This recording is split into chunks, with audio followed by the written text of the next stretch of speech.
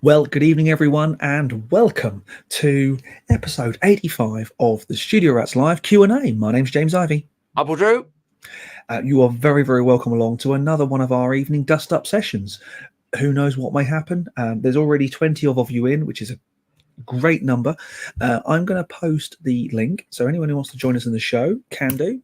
There it is. Just be somewhere quiet if you can, without too many screaming kids. That's my problem tonight. Your iPhone will work. Just post the link into your browser and away you go. You'll come in and I'll introduce you and all that sort of stuff. It will be lovely if you want to. If not, just sit back, relax and enjoy the show. Very nice. Very Mr. nice. Drew, what have you been up to this week? What have I been up to? We released a couple of videos, didn't we? We did the video that's done quite well. That Marshall, what's it called? Governor. Video. Yeah. All right, Governor. That's done quite well. I've been just rearranging the studio, trying to sell some bits, doing some video editing, that sort of stuff, getting some more stuff together for the next song recording session. Some writing. I've been doing some writing with Jack. We've been trying to hone in the lyrics and stuff, and we've got one little thing that's not working at the moment. So we just trying to get that sorted. Anyway, what about yourself? So Thursday I was over with you and we shot 7 videos in one day, which is probably a record for us. We did quite well with that, didn't we? It's not bad. We did. A lot of guitars were tuned, strung and changed and stuff. It was good fun. And so the video, it just proves a fantastic point that you can never second guess what's going to fly on YouTube, because I thought that Governor video was going to go wah, wah, wah, wah. And turns out that, well, having plugged it in, we both went, "This sounds great!" It was great, wasn't it? It was good. It was a marvelous moment. Then I've been working on the product launch video for a new toy, which we'll talk about in a bit, but that came out incredibly well, if I do say so myself. Not only musically, but also technically and videographimatically, if that's a real word. It is nice. Now. That's been, and I've been working on the new SSL Big 6 video today. Oh no! How did that set? You took it. You did a gig last weekend. How did it I was sound? cheerleading. Oh, do you know? Okay, so something is good when. What are you asking me? Well, something is good when. ... Okay. Something is good when other people don't know you've done something or changed something, and they say, "What have you done to the PA? It sounds amazing." Ah, yeah, okay. And it did sound cracking. I mean, the PreSonus desk we use is functionality-wise very, very good. We were in a good space. We were in the Marshall Arena, so it's it sounds like a venue rather than a sports barn. But the stereo picture and stereo image coming off of that PA sounded awesome. That thing is sonically, what it might be lacking in a few functionality things, like number of channels, etc. Sonically, it sounds amazing. Are you going to buy one? I'm very tempted because it ticks a lot of. I think if you were just I need a mixer, it's not the right choice. But if you need a mixer that's an interface and will talk to other things and can basically be the audio center for your digital media streaming system, you can see where this is going, can't you? It would be a great audio hub to talk to all your different devices and all your different systems, so you can send different mixes out to point A or a submix to point B or a different Q mix out to something really, really useful like that. And sonically, I cannot fault it. There is no noise on this thing whatsoever. It's up with the Mike Aiton, who I see is in the house, will know the brand. Is it Audio Research? Did those really high end, 8-channel live re-recording mixers, the little things that you used to see on film sets and stuff. It sounds every bit as good as one of those. It really does. Nice. Busy week, which is always good. Should we get on to our hellos, greetings, and all that sort of stuff? Dave Stockman's in the house. Lee Abrams in the house. Keith Milner's in the house. Pet Moxie. Nice. YA Man. Mark E FX is in. Oh, nice. Which is great. JTK is in the house. Lim Peacock is in. Oh, he's got a new guitar. Hold on, he's got a new guitar. He's bought. Lim has bought a Faith Venus Blood Moon acoustic. Nice. That sounds very interesting. Nice. Very, very nice indeed. Jeff Rock's in. Many and various people saying nice to Liam's thing. And Stephen James is in. Armirez, great seeing you again from Florida. Davo Pavo is in. And Jeff Rock says somewhere quiet, but not on the toilet. To my comment about join us from somewhere quiet, but maybe not the John. Phil McNally's in. Safey's in the house. Bruce Brooks is in. Nice. Mike Hayton is in the house. Writing video script and then clean feeds, but yes, it's all good. Shep Shepherd's in. Phil Cartoons is in. Dave McQuillan's in. Quick, we need to do the. There it is. Yeah, there it is. Top Load Telly's in. Keith Milner's in. We'll go back to that in a second. But joining us is Mr. Lee Abram. How you doing, mate? I'm good. Good. So I've got some. I've got a show and tell for you again. Way. What you bought?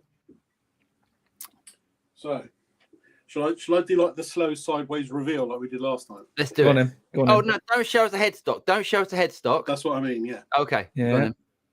Oh, okay. Oh, that's pretty. Oh. You bought another one of those thingies, haven't you? One of those. What are they called?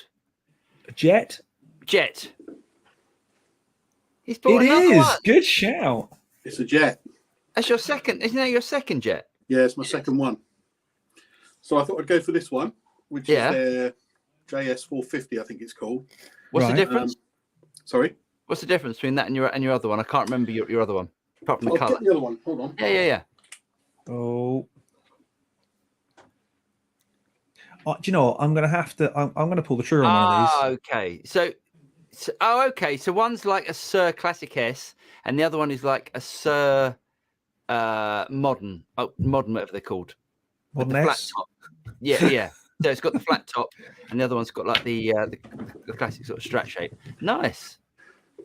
So you know I had the troubles with the sire, and the sire went back. Yeah. But I wanted to replace that sort of guitar in my collection. So my collection sounds a bit over the top, really. Doesn't it? No, it's good.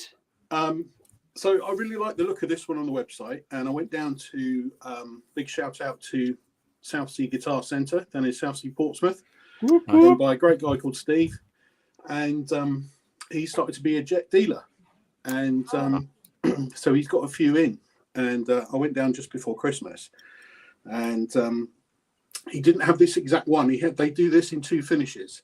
Right. The other finishes are kind of a gradient finish that goes from sort of blue to yellow. Didn't really yeah. Right, yeah. But they do this one, which is transparent black. Nice. But it's a flame maple top. So it's a basswood body with a flame maple top. Nice. So, and these are 279. Wow. So it's like half the price of the sire, and this has got a roasted maple neck. It's got the locking tuners. That's mental. It's got the locking tuners. Oh my God, they've really. Just show me the locking tuners again. God, they do look like Sir locking tuners as well. It's got like that sort of. Yeah. It's got the Sir bit. Look like my old Sirs. Nice. Oh, apart from the actual pegs, but yeah. No, look nice at the joint. It's great. It's even got the Sir cutaway. They're so sort of nipped it from the Sir, haven't they? Where are they? Where are they from? Are they Slovenia? Right. Wow. What, they're made in Slovenia. Yeah. So they're not even Far Eastern made. No. These are European. Amazing. Sort of. Yeah. That's amazing. Is Slovenia Eastern Bloc or is it European? I don't know. I think technically speaking they're European, but I would definitely put them under the category Eastern European. Yeah. I mean, who are we to say these days?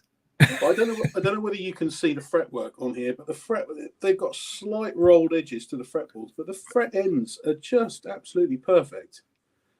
Well, and the shop took it out the box and gave it to you. They didn't do any sort of filing or. So all he did was put the strings on that I prefer, which is Ernie Ball 10s, and that's it.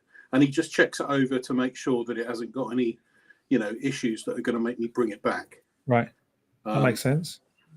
But okay. there were two issues. Right. First issue, the trem arm was basically instead. I like a trem arm that goes well. I fitted a new trem because I like a trem arm that sticks up a bit like that. Yeah. The trem arm that was on it was more sort of like that. Right. Yeah. And so once you start doing some action, you crash into the strings. Yep. So I bought a couple of these. I bought two because Toman only had two left, so I thought I'd clear them out. That's the Goto 510. Right. Oh, cool. Which is basically the one that they put in the SIRS, from what I understand. Yes. I think it's the Pete. I think the Pete Thorns. Oh no, it's Wilkinson that got in Pete Thorn. But yes, you are right. Yeah. So I fitted it in here, and it fitted in a treat, no problems. So no adjusting. Amazing. No, it works like an absolute dream. Awesome. Issue number two. Yeah. Two. I don't like this pickup. What don't you like about it? I gigged with it on Saturday night, and it's very nasally sounding. Okay. Almost I could suggest an awesome alternative to that. Now, Mr. Ivy, would you recommend that by any chance? Absolutely. Nice. So this arrived today, so I'm going to stick this in it, and I got it in the sexy zebra finish, as you can see. Yeah. Nice. That is gonna rock your world. I kid you not. On that Epiphone 335 thing, it's the best. Best 78, 79 quid on a pair of pickups I've ever spent. It's turned that guitar from being, really close to a good 335 to a really, really, really good guitar that rivals, I would say, a really good 335. Nice. Well, that's what I was hoping with this. I mean, I know you keep, making the connection with the SIRS, but I've hankered after a SIR for years. And I was really interested when Paul, you said a few weeks ago, you said I've got rid of all my SIRS because they're just a bit soulless. Yeah. And that's not. I've heard that a few times from other guitarist mates where they've just said, "Great guitars, brilliant build quality, really nice to play, but they've got no soul." Yeah. So I was quite interested to hear that. But I have tried out a few SIRS, and I think my relationship with SIRS is that I like the idea of owning one rather than I would actually owning one, if you see what I mean. Yeah, they are amazing, and they're so well made. And the thing that I really liked about the SIRS was the stainless steel frets. I think that really works. But you can get that done on any guitar. It's funny actually, because up until owning one, I always had that relationship with PRS. I always thought, there's the obvious joke about it being a dentist's guitar. Yeah. I say I don't think I need any more, but having that one is a really nice addition to the Jivey collection. However, if that one had been an also ran kind of, it's great, but I'm not really emotional about it, I think I'd have popped it on. Sure. Yeah. Because to have £1,000 sat in a lump of wood that you're not really enjoying playing, or that's not moving you emotionally, I can invest £279 in a bit of timber that's not necessarily moving me emotionally, or £100 in that Dan Electro's case. But to have four figures tied up is a chunk of dough, isn't it? Yeah, absolutely. And I keep looking at some of the SIRS that Peach Guitar have got in stock, or Guitar have got, and you just think, it's $3,000. I can't justify $3,000 for a guitar that I'm going to take to a pub. No, absolutely, but don't buy a new one. If you want to go and buy a SIR, just go and get a second-hand one. Really? I think. Yeah. Oh yeah, definitely. I mean, I wouldn't. I don't think. I rarely buy new guitars. Can I reach? Especially like good quality guitars. I mean, if I bought a second-hand cheap guitar, I'd be worried about it. I've got my pub guitar right here. Yeah, but not on things like Sirs. But not on Sirs and Sirs PRSs. I'll have no problem buying a second-hand Sir or PRS. Oh, okay. I like my doctoring on that one. Yeah, that looks good. That looks good. Like that. Very good. Be careful with it. Don't touch the headstock too hard. Oh, careful. It's not the headstock you want to worry about. It's the inlays popping out because they are all over the shop. Yeah, so I just thought, $279 for the initial guitar. I think 75 quid for the tram. Right. And then 30 quid for this. That's ridiculous. And, I think I've got a reasonable sort of guitar. And, it does feel really nice. I geeked with it on Saturday. It feels really nice. So hopefully this will keep me quiet for a while. Do you know what? So what was that shop in Pompey called? The South Sea Guitar Centre. South Sea Guitar Centre. Because, Peach is probably my nearest guitar shop of any note, but I don't think they're going to have Jets in anytime soon. But South Sea, we could meet up there for an afternoon, can't we, Paul? It's not a million miles from you. He's got a ton of stock in there of all kinds. Well, nice stuff as well. He tends to deal with a lot of second-hand and used stuff because he's a tech primarily. Oh, that's what we like that. We like that more. So he's a tech primarily. So he runs a tech business out of the shop as well. Oh, great! And the shop is almost like his sort of side business, really. But it's a reasonable sized shop. So he's filled it with, used gear and a few things that he can become a dealer for without too much pressure, I think. Yeah. So Jet have taken him on. I think Aria as well. So he's got some Aria guitars in there. There used to be. So I know that part of the world very well. My nan lived on King's Road in Southsea. Yeah. And at the other end of King's Road, you had Roy's Drum Pad. You had something in Clayton Music. It was an amazing music shop. There was about 4 music stalls in a row, 100 yards from my nan's flat. So even as a little kid, I used to wander down there, and it was like toy shop heaven. Yeah. Nice. Yeah. Nice. So I might have to take a trip down there at some point. When I get those rare things like a free day. Yeah. And you can go and have fish and chips on the beach. Oh, get the hovercraft over to the island for the day. There's a nice amp. There's a nice amp over on the island. Oh, really? I'm quite interested in having a look at. So yes, you can, and that's where the ferry goes from, isn't it? Portsmouth to no, where is it? No, you need to go. Go from to Ryde.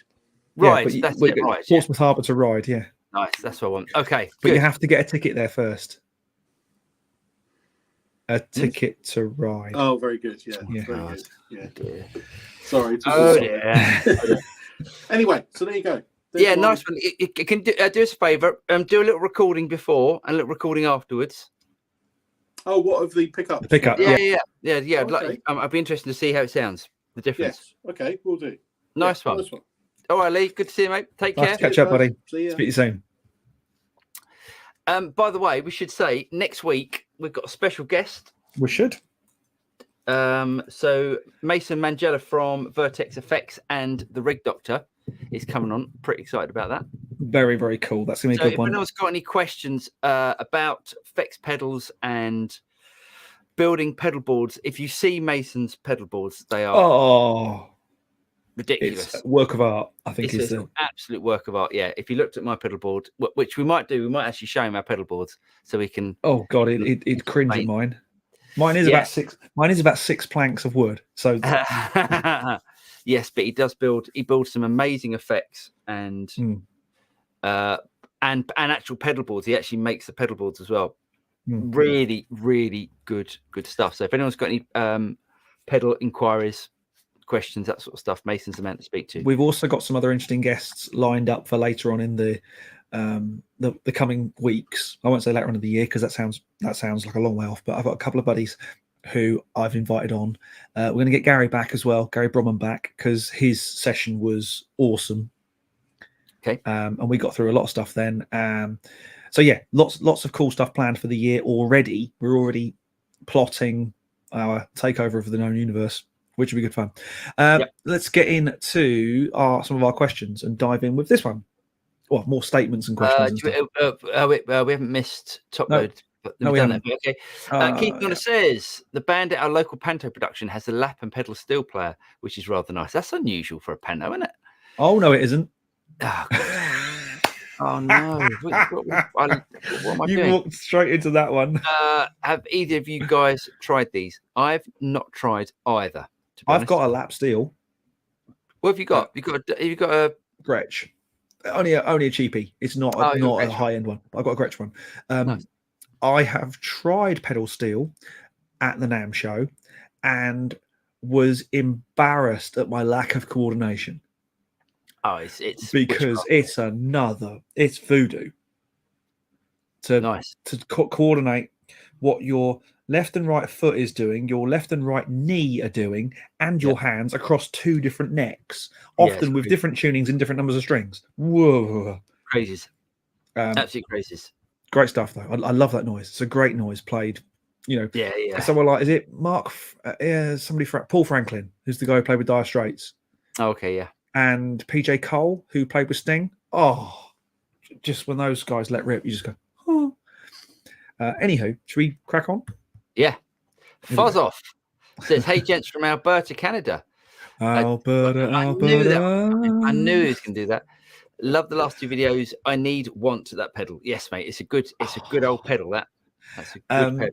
And actually, unfortunately as well, it just fitted nicely on the end of the chain. It didn't wreck anything. So on the chain that we worked really hard on for that video.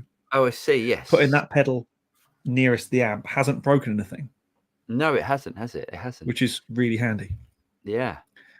Right, here we go. So keeping going. Leon Barron says, loving the amp tests of late. Has there been anyone that's really excited? Sorry, I haven't got my glasses on. Has there been anyone that's really excelled in cleaning up with the guitar volume? Oh, do you know, I'm not much of a playing with the guitar volume sort of guy. I will test that actually. I've got both. I've got the 2-rock and the matches set up over there. I mean, the 2-rock's quite clean, so it'll probably be the matches that I would have to test that on. I'd imagine the matches does a great job at it. That actually sounds pretty amazing. Full stop, isn't it? Really good. It's really good. But yeah, so you pair it up with the Les Paul and that governor pedal. Oh my god! It's like Gary Moore, wasn't it? In Reincarnate, I'd love to think, but maybe not. David Monod says, "What up, peeps? Greetings from Houston. Greetings, mate. Houston, darlings, not Houston. Houston." Guitariful Dexter. Hi guys, what do you think is the best budget 12-string acoustic? That one. Yeah, well, you can't point to something you already own. I know. Depending on your budget, and to confirm what budget is, the Faith 12-string I've played before is amazing. Right. And that definitely falls into the category of not a Gibson or Martin or Taylor sort of price bracket. They're really, really nice guitars.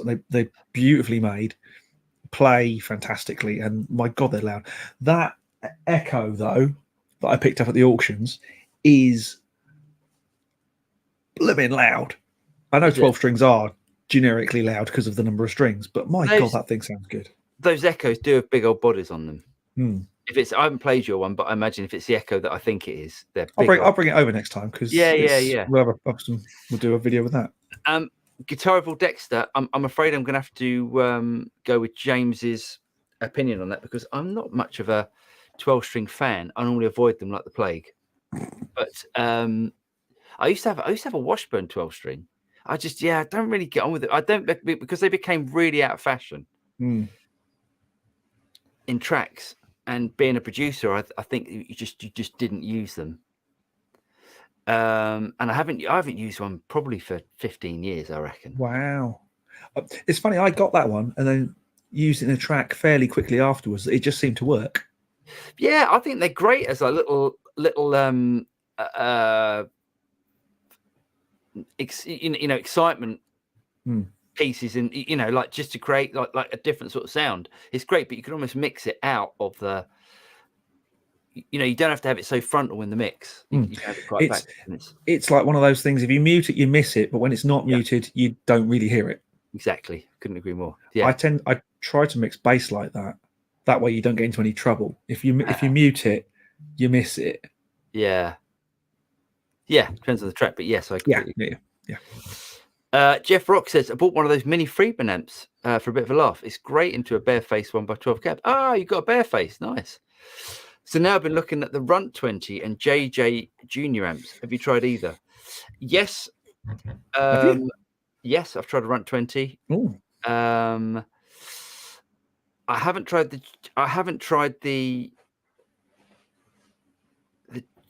JJ. That's the what's his name? Oh, I don't know.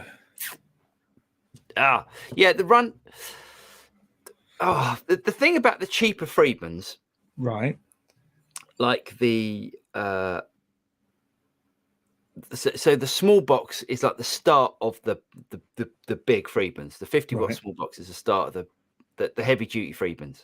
Right. The ones underneath it, like the Runt and the what was their little plexi pink taco, that sort of thing. They do sound great. They do actually sound great. They just, for me, it's just not enough. They didn't give you the fuzz, the fizzle. No. And then I tried the small box and went, that is banging. I'd have a look. There's a small box on eBay at the moment. A small box combo on eBay at the moment. If you're looking at the Runt or the JJ Junior, just have a look at that, because that is a cracking amps. The only other thing I'd say is be careful what load boxes you pair it up with, because isn't that one of the ones you fried? No. That was Dr. C. Oh, okay. All right. In that case, don't. It'll be fine. No, absolutely fine. It was EL34s. Right. Yeah, no problems. 6L6s, EL34s, no worries. Davey Woodford, greetings from Cyprus. Paul, go grab an SLO30 ASAP. Do you know what I did see the other day? Oh. I mean, I'm not a massive Soldano fan, to be honest. No. So, but it's not Soldano. Did you see the Pete Thorne video where he was testing out the boost pedal? Yes. New boost pedal. Yeah. He was using a PT15 because he's touring around the country. He's touring around the UK at the moment. Yes. Some band, I don't know who. Yeah. And he was using the PT15, and it sounded ridiculous. And I've always said PT15 is not enough wattage. Right. But it turns out, if you're Pete Thorne, it probably is. Well, no, I mean it's obviously loud enough to be gigging with, because it's it plugged into a 4x12. Now I would like to try out one of the new SLOs. I would. I'm not a massive. I've never been a massive fan. You had that baby. You had that baby Soldano, that little combo, didn't you? It's called the Reverb. That thing sounded great. It did sound great. It's a one-trick pony. That was a one-trick pony. Well, it was in crocodile skin as well. Oh God, why did they sell that? An SLO 100 is a one-trick pony, but what a trick! Yes, it is. They are great sounding amps. For me, I just don't like the distortion in the SLOs. You're entitled to your opinion. As wrong as it is. I know. Okay. Peter Ludlow, just watching your music, brilliant, much better than charts. This desire should be number one. Oh, thanks, Peter. That's very kind of you, mate. Funny enough, we're doing a new song with Jack Rubinacci at the moment. So me and Jack are working on that as we speak, and then we're going to go in the studio and record it. Yeah, which would be good. Yes. Pet says, I've Reverb on my Princeton, Aux, and various UAD plugins. Would the golden Reverb pedal be OTT purchase? Working on the site from morning to night. No, I think Golden Reverberator is not an over-the-top purchase at all. I think it sounds blooming amazing. Yes, but if Pet is using the Aux, so okay. If you really like the sound of a Lexicon, then It's not. It's probably not going to be over the top. The only thing that I would say there, Pet, is if you're taking the line outs of your aux and you're running into an interface, which I think you are, or you're running into monitors. I think we've had that conversation before. Yes, we have. Yeah. You're not going to be able to run it stereo because the aux hasn't got an effects loop on it. Your Princeton's only got a mono effects loop on it. The aux, if you're running out to monitors, you've got the stereo reverb, so you're going to hear this big luscious. The plate reverb in the aux is really good. Yeah, and it's probably the same plate that they've put in the golden reverberator. Almost definitely. Wouldn't you say, James? Yeah, I mean the chances. What's the plate they've got in the aux? It's the UAD plate. It's a 250, isn't it? No, it's not. It's it one? It must be the 140 then. It's the 140, I think. Yeah. So I think it's probably the same as that. Okay. It depends. If you like, if you want to run, if you really want to run the effects pedal in your Princeton, then I would say yes. And you don't want to take out the aux, great. It's difficult, isn't it? It's difficult, isn't it? Because there's so many different ways you can do it. I don't think if you find a good effect that you like, there are so many ways you can use it. Yeah. Golden Reverberator, for example, could be a really good live send and return in your interface as a hardware reverb. It would be great for that. I know a front of house engineer who was using a TC Hall of Fame reverb as the main reverb for his vocal because he could turn it on and off with the foot switch. Nice. I mean, the fact that he had the controls, everything taped on the floor, but he could, when his singer spoke, he could kick the reverb off. Yeah. And still have his hands free rather than go, quick, bypass or whatever. Yeah. So I'd be tempted to get one just to put in the desk. I think it's worth trying out, Pet. Yeah, but Pet runs an Apollo twin, so he's gonna struggle with that. That's true. Yeah, that is true. There's always ways. I think it's worth trying out, mate. I definitely think it's worth trying out. I think you'll probably go if you're running out the aux into your interface and you're using the stereo functions. I think you'll go.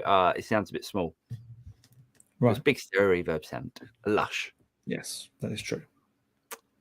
Guitarful Dexter keeps saying hey to everyone. So yes, everyone say hi to Guitarful. Yes. Simon Cook says I just got the JT350 Sunburst Telly just for Christmas. Fantastic guitar, 289. Nice. That's great. And this was something I was thinking.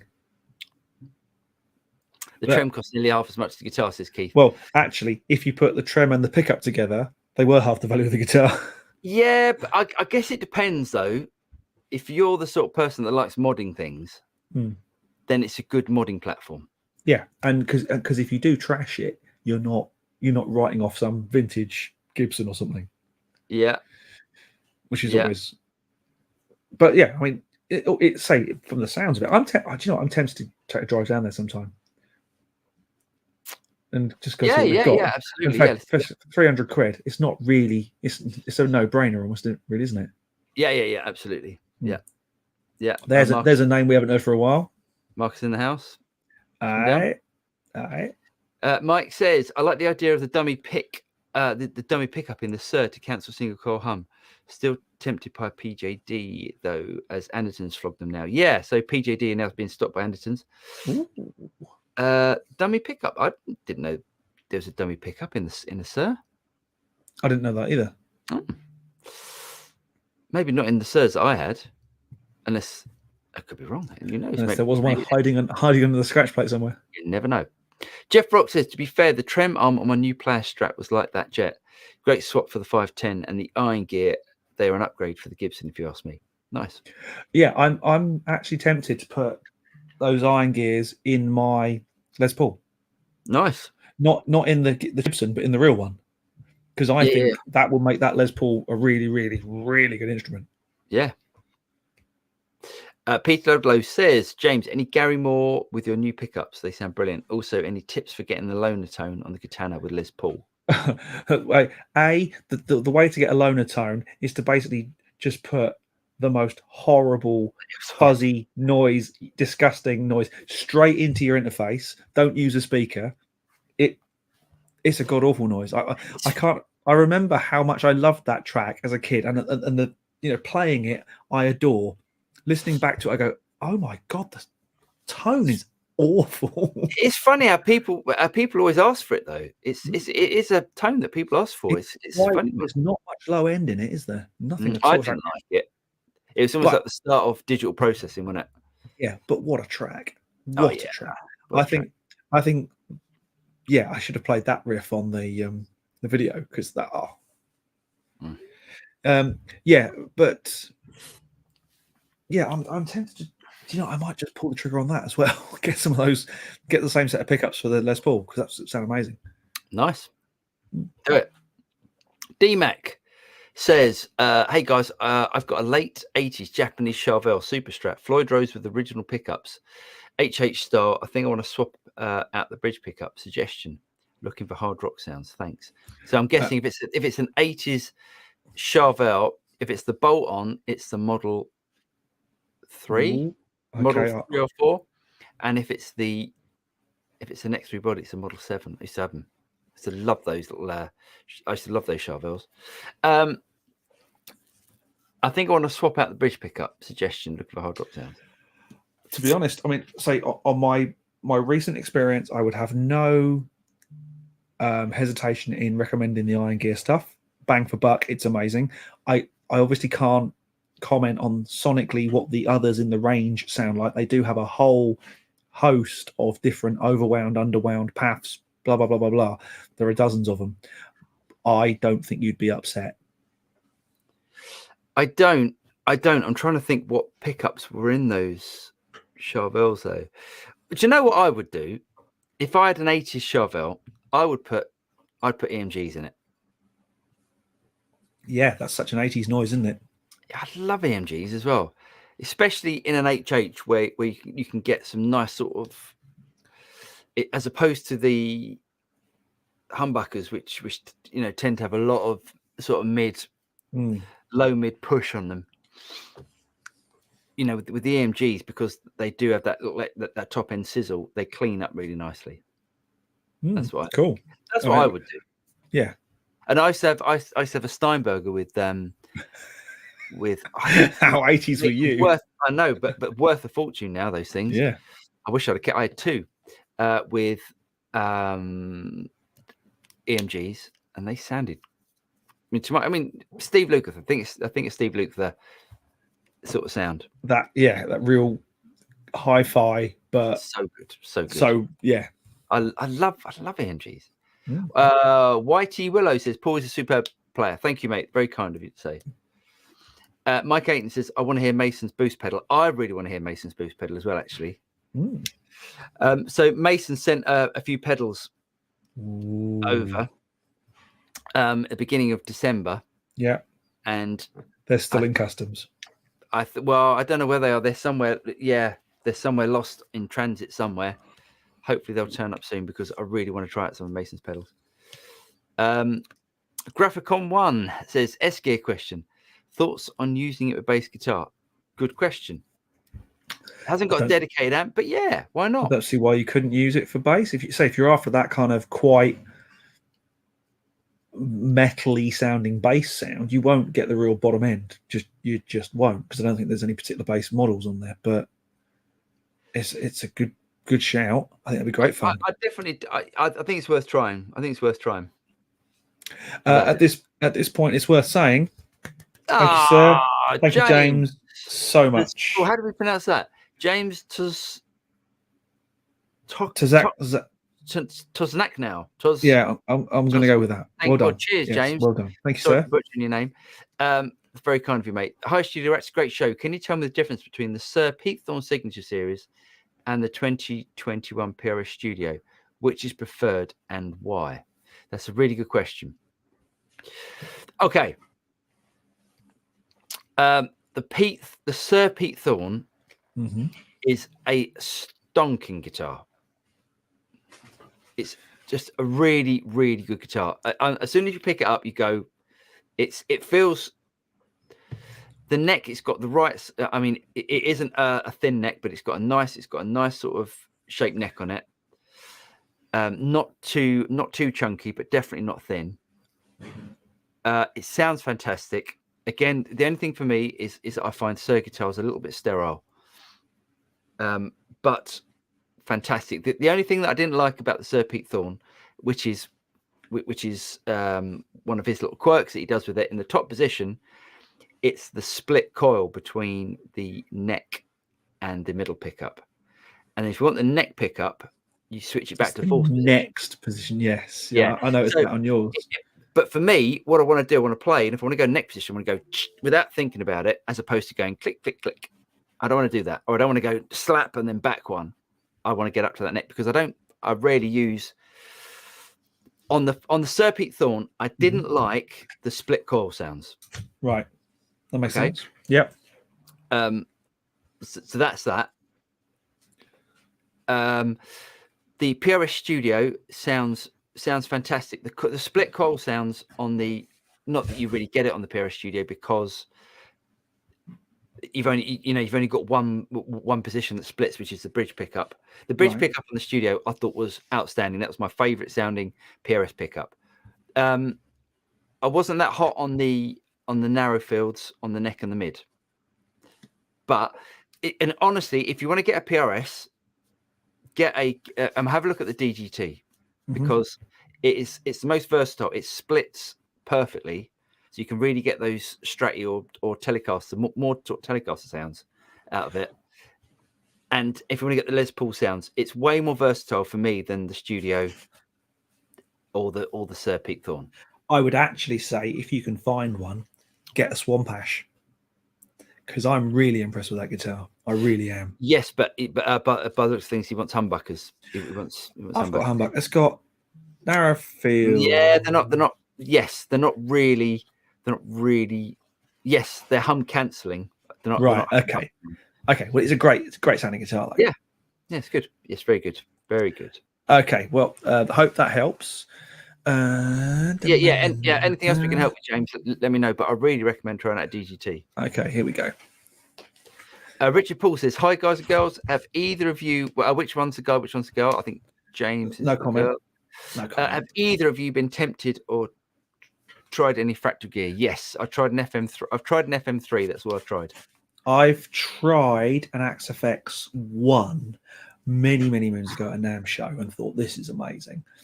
I'm kind of toying with an Axe FX 3 right now, because we have tried them all of late. We tried what was going to be the next big thing, which was the Quad Cortex. Yeah. Which sadly disappointed, I think, is a fair way of saying it. I'd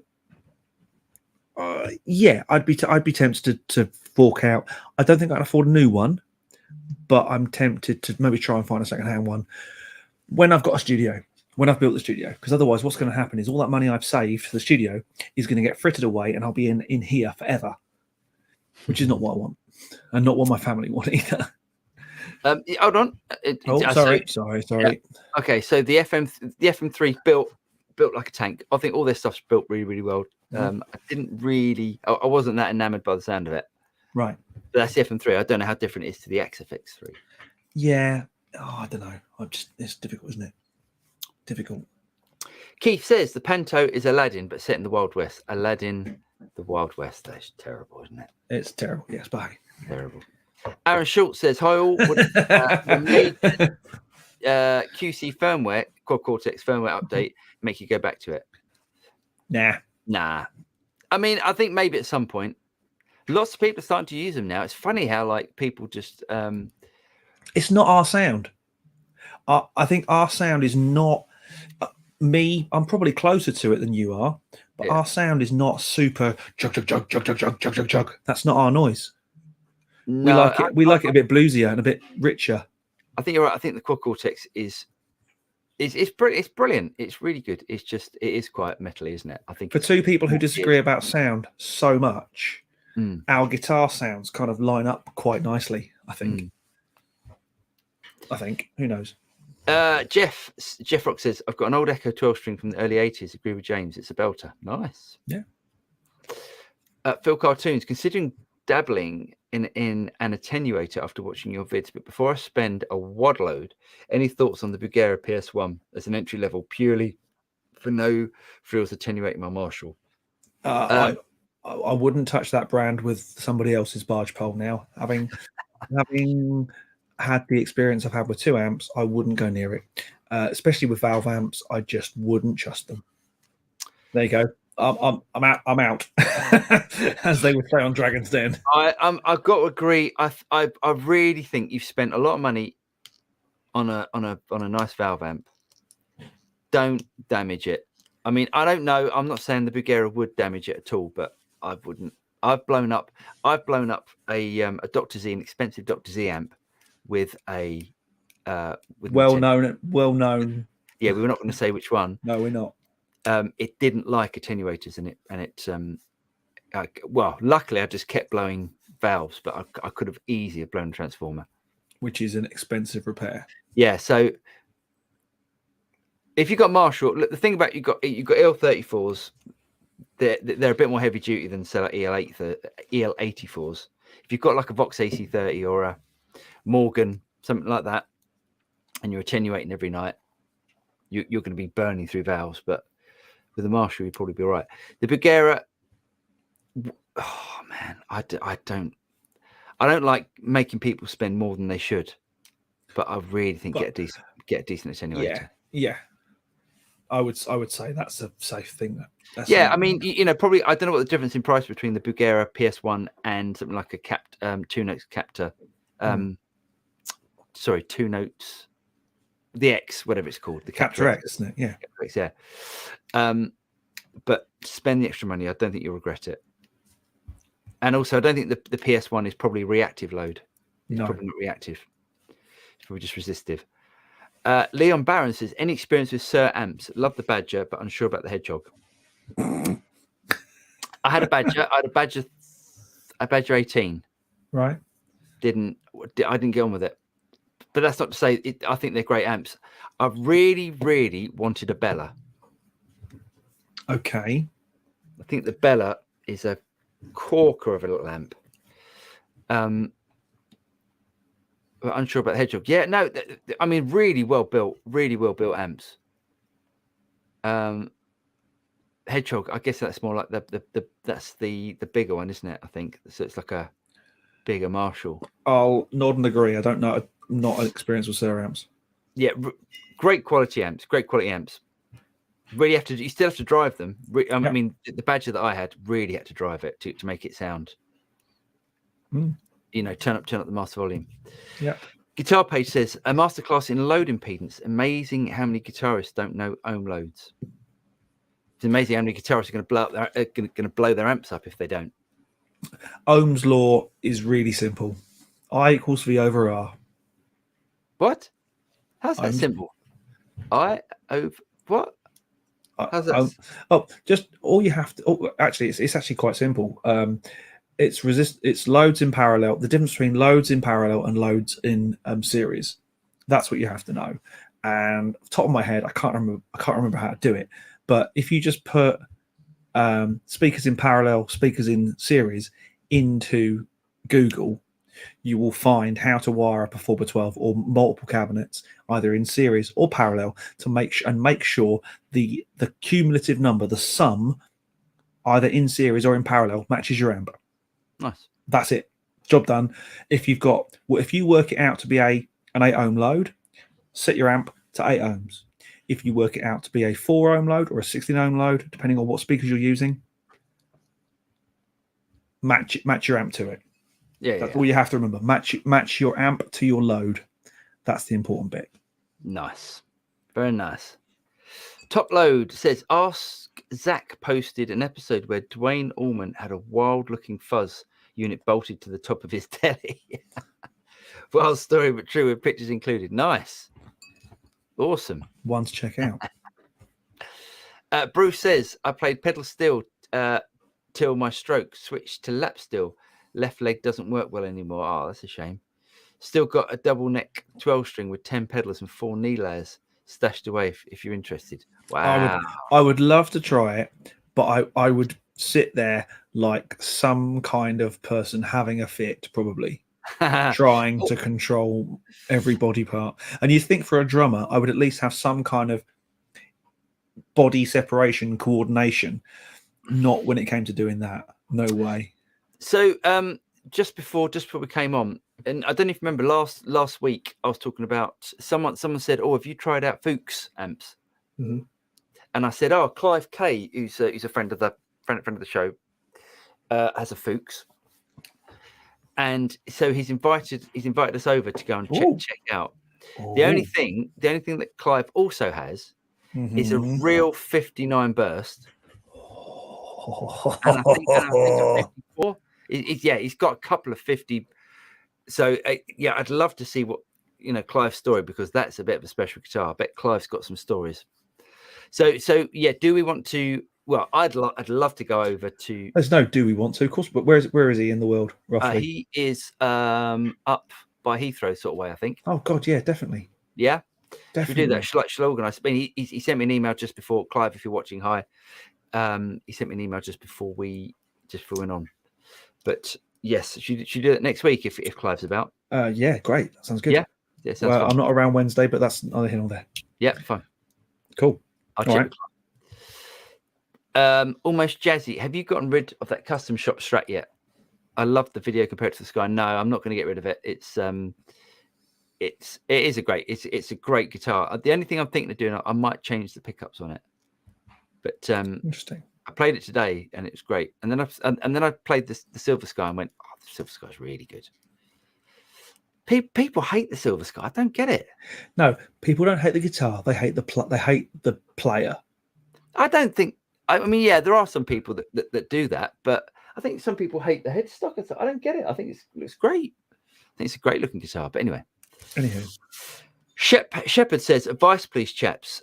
I have a Heritage H535, very nice, 1997 model, really nice. Getting close to a refret, trying to decide to keep the stock or fit stainless steel frets that I prefer. The guitar for me is a lifetime keeper. If you prefer stainless steel frets and you don't mind the expense of having stainless steel frets fitted, do it. Why would you not go stainless steel frets? So Mike Ayton has just added in steel frets change the tone.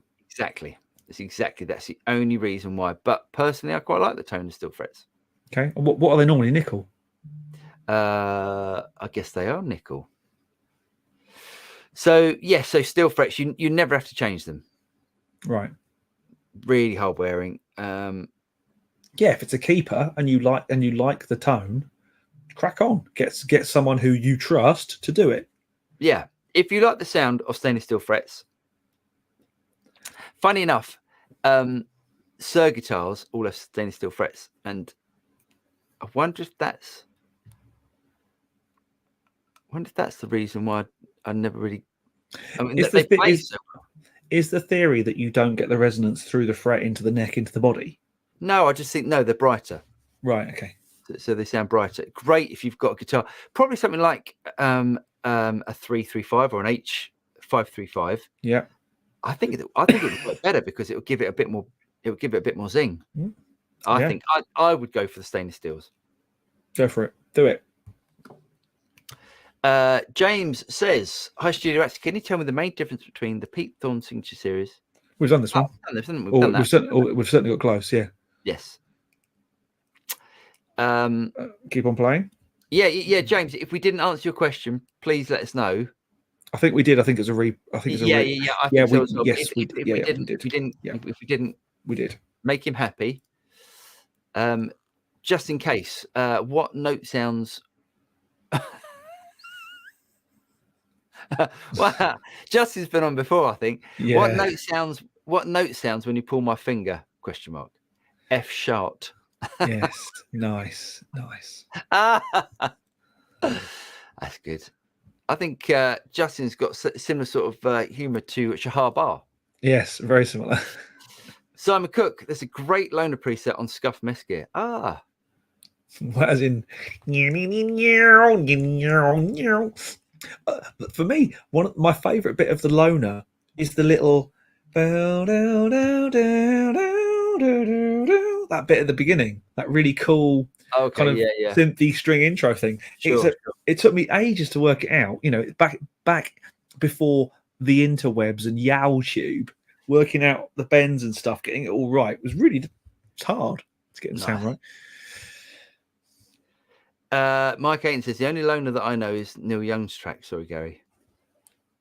Got a guitar page. I had a Model 3 SSH Charvel from '89. Never bonded with it. It was always weak stock pickups like the stock RG. Yeah, fair enough. Fair dues. Jeff Rock, I would go Iron Gear Hammerhead in that Charvel. Bridge 15. Okay. So they're quite high output ones. Yep. Okay. Okay, I'm just flicking through because they're chatting amongst themselves a little bit. Nice. There we go. Let's go there. Attenuating is a scary proposition if you don't know what you're doing. Yeah, I think. Yeah, it is. It is. Yeah, perhaps, but I mean, so do some research. Get a good one. Basically, is my advice. Get an aux or a Captor X, or what's the one you've got? The 2 notes torpedo. I know they don't make that anymore. That's not an attenuator. That's a low box.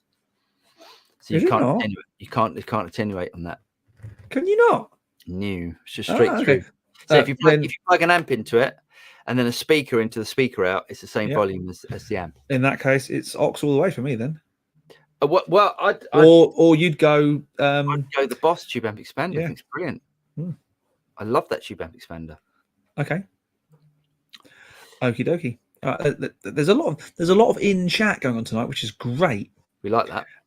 Here's a name I haven't heard for a long time.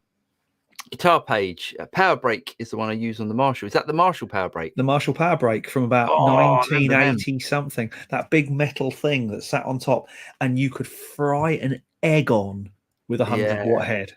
Yeah. Wow. Juan Poveda Cacon. What do you think of the Blackstar HT5 for bedroom recording? I heard a Blackstar HT5 the other day. A friend of mine bought one for his son for Christmas, and I thought it was brilliant sounding little thing. Well, there you go. Sounds like fun. At this point as well, we should also go. Pet again. Pet is always a very generous man. Cheers, Pet. Very much so. Thank you, sir. Want a bass guitar for home recording. Bit of a gear snob, but I'm going to err on the side of caution this time. What would you suggest? Cheers, Boyles. Depending on your musical stylings, I will. I'm going to pitch in with two. If you are a traditionalist, shall we say, go for something on the Fender Jazz line. It doesn't have to be a Fender, but something that is of that ilk, because that's the sound that 99% of the time you can probably hear in your head. Yeah. And if you want to go something modern, I would go down the Music Man. Was it Sub? Is that their bass? No, just get a Stingray. Well, yeah, but they do a Stingray that's not a full Music Man branded one, like an SE equivalent. Yeah, they do a Sub, but they're not great. But he's a bit of a gear snob, his old Pet, as he says. Okay, in that case, I'd go Music Man Stingray. Music Man Stingrays sound fantastic. I tell you what, I might be, because I need to sell some gear to pay for my latest purchases. Hold on, let me grab one. Are you going to sell that 5-string Jazz? I might do, because I don't use it very much, because I don't play a lot of bass. So, Pet, if you want, I've got a 5-string Fender Jazz that's quite nice. It's a nice bass that I played that. It's a really nice bass. Yeah, possibly. I need to get some money back in my bank account. That's before the tax man sends me bills. Apart from that, I'd definitely look at a Music Man Stingray or a Jazz or a Precision. Yeah. Or if you want something a bit cheaper, some of those Sire basses. Yeah. Or actually a Yamaha. Really good. My TRB was like 500 quid. TRB 5, great sounding bass. Yeah, nice. Never ever let me down. Yep. Series of additive parallel is reciprocal. Yes. Okay. Right, here we go. Let's go there. Graphicon 1 says, thought on sanding the back of a Les Paul for smoother playability. Is it worth the risk? Have either of you tried it? I'm a coward when it comes to that stuff. No, leave well alone. That is. I've wire walled a neck before. Yeah. Just to take the edge off. But get some. Is it quadruple O wire wool? I wouldn't sand the back of a neck. If you just want to take the shine off, I'd say the wire wool would probably be better. I've never done it, and I probably wouldn't do it. Yeah, I'm a bit but all of my favourite necks that I've got are all silk, aren't they? So all silk necks. Well, yeah. Well, all the distressed, they've all had the like that the relics, all of the polish taken off the back. Nice. John says after. Well, we'll get to that in a minute. We're getting there. We're getting there. Ohm's law is V equals IR. Voltage equals impedance times inductance times resistance. I equals V equals I. It's a triangle. It's so does it. So Pet wants to spend no more than 800 quid, possibly push for 1,000 if tempted. You might not get you wouldn't get a real Music Man. You'd get a Mexican jazz. Great instrument. Yeah. Let me know if I can help out, Pet. I'll think about selling that if you're interested. John Waller says, just got a Chase Bliss automaton preamp pedal. Nice. Great device that I can use as a preamp into the katana or an interface. The overdrive and fuzz sounds fantastic. It's expensive, but does a lot. It is expensive. But nice. Yes. You and Jack, Mr. Duxbury, like those, don't you? Jack, I think Jack's got an automaton. Yeah. Yeah. Well, he had one on order last time. Last time we all spoke. Gibson made about 1,500 Les Paul bursts in 50. They say that only about 2,800 of them are still out there. Oh, really? Wow. Yeah. I see what you did there. Wow. John Wallace says, all my guitars have stainless steel frets and I can't hear any suck tone. I don't. It's not. It's definitely not a suck tone. They give more of a zing, a brighter tone.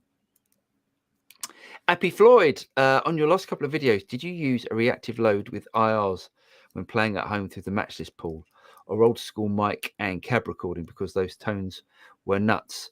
It's all tube amp expander, isn't it? Yes, that was tube amp expander. Yeah. Yes. It was. I think for both. Yes, for both videos. Hope that helps. Yep. Pez, enjoyed your Chibson advert. Just jesting. I think warrants further investigation. I think so, mate. I think it warrants further investigation into as much as don't do it. I've had that one a long time, and it's not seen the light of day for a very long time, as the strings would testify before they were chopped off and removed. So don't be naughty, buy the real thing. Can we do, because Nedamido has been incredibly generous. Can we do? I will do that one. Yes, we should do the super chats first. Thank you, Nedamido. That's very kind of you, mate. Thank you, sir. Hey, I'm in late tonight recording a 15-watt combo, pushing the amp to get most out of it, but don't want it too loud. Is an attenuator overkill 15-watt? Definitely not. Definitely not. Definitely not. Because my 19-watt Chandler is the loudest 19-watt amp, loudest 19 watts in history, and I use it with the aux all the time. Yep. No, sounds definitely. Great. 15 watts is blisteringly loud. Yep. And it's not, watts doesn't necessarily mean how loud it is. It's like headroom as well, because you can get like, I don't know, you can get certain amps that I've got, you turn them up and then they reach a certain point and they don't really get any louder. They just get more and more distorted. or they futz, or a poor amp. See the that thing I bought, they futz out and they sound naff. Exactly. The louder you turn them out. Yeah, I think that was quite rare. I've never heard an amp do that before, but no, definitely not Nedamido. Get yourself an attenuator. It's really worth doing, and you get the most out of that amp. Mm-hmm. Awesome. Where are we? John Wallace says, actually, one of my guitars has nickel frets, and I can't tell any difference other than the guitar has different pickups, which, of course, is more noticeable. Awesome.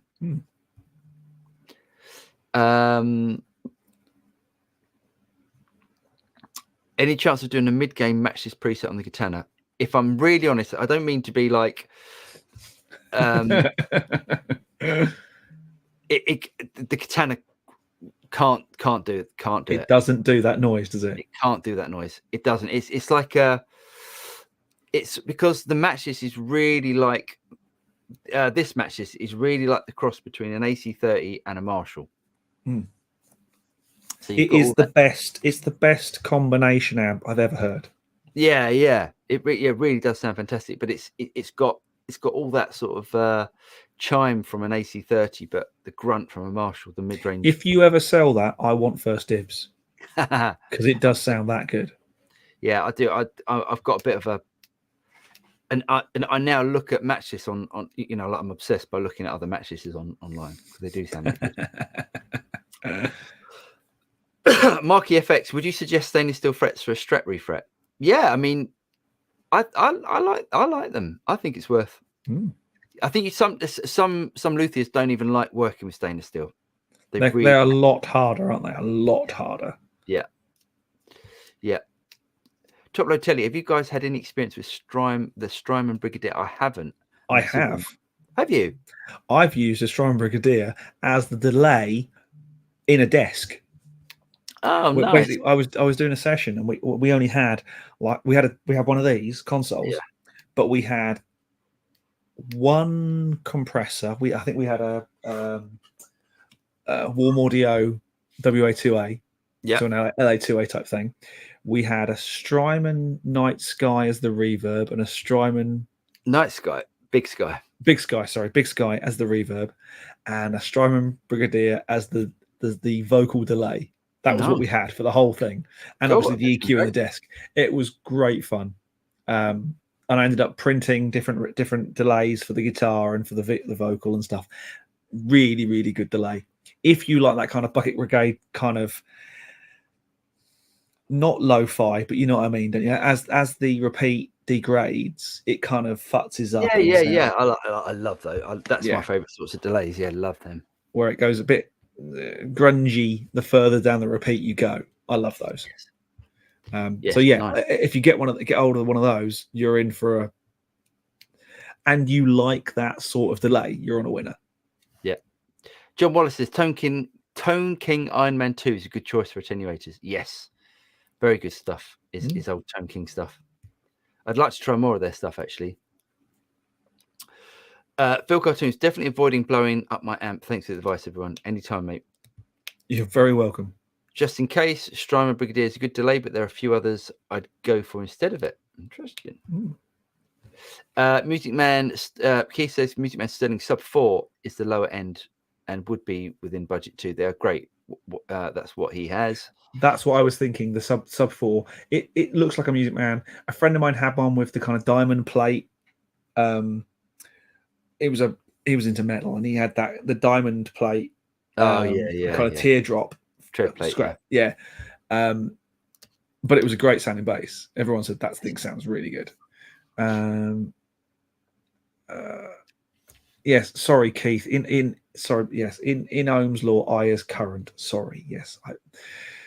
It was a while since I did basic physics. I appreciate that the basic principles don't change. JTK, bye gents. I've got to go up early. We'll check the rest later. Thoughts from modern Evertune bridge guitars. Bought Solar 1.6 limited as a 50-year present. Idea was to challenge myself as a player. Works well. Nice one. Do you know what? I've never tried an Evertune. I know that now. Apparently, if you want your tone sucked, that's the way to go. Right. Interesting. Apparently so. Apparently, Evertune it changes the tone of your guitar completely. Okay. But if you're doing high gain metal, it doesn't really matter. No. Graphicon 1, is it possible to replace the neck on a bass to shorten the scale? Guitar player with short arms. Is it possible to replace the neck on a bass to shorten the scale? No. Why not? Because you'd end up having to move the bridge because it would all be wrong. Just by changing the length doesn't accurately change the scale references, does it? Why not? Because it doesn't. That's not how maths works. If you've got a bass, if you've got like a certain scale, you reduce the scale.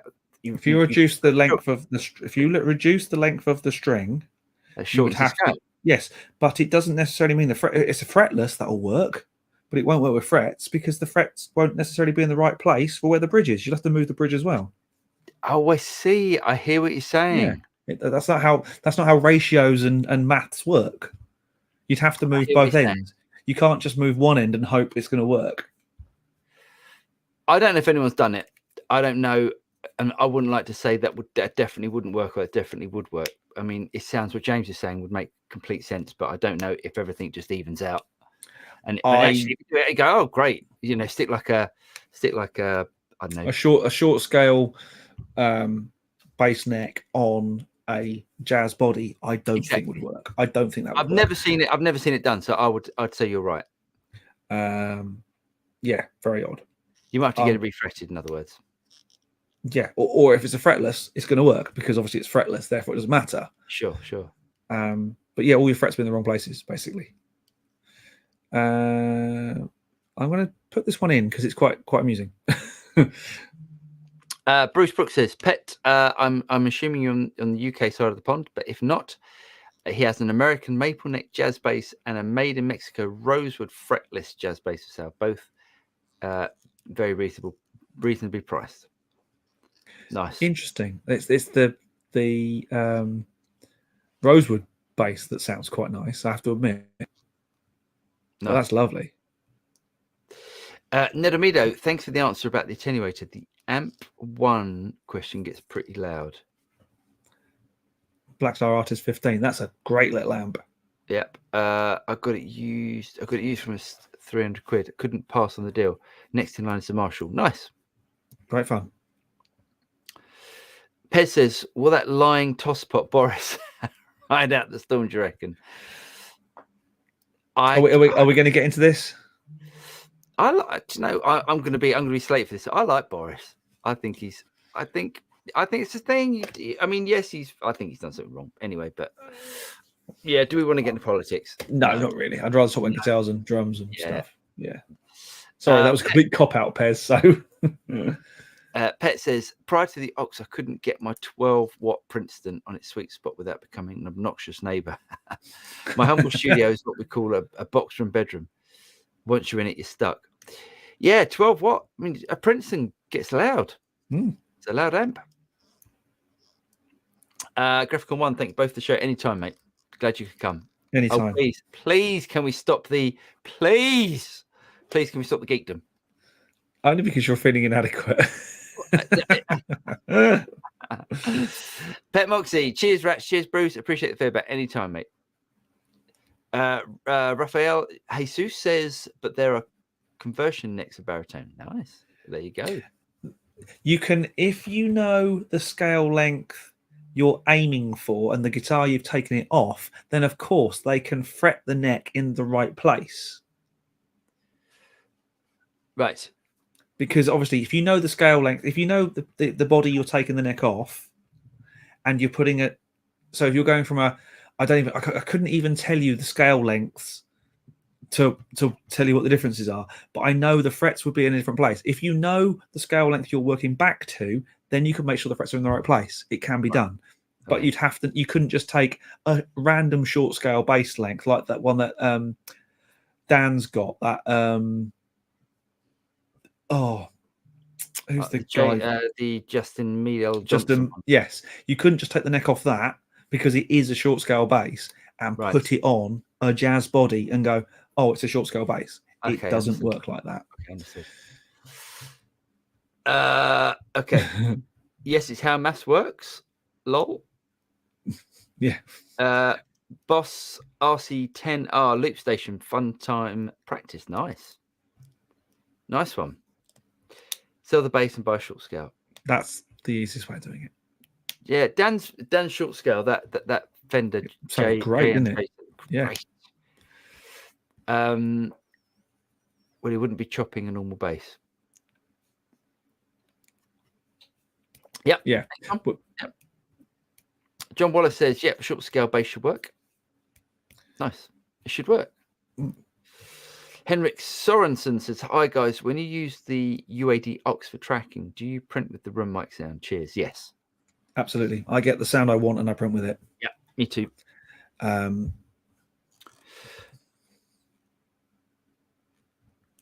right. I was wrong. Sorry. That's not a problem.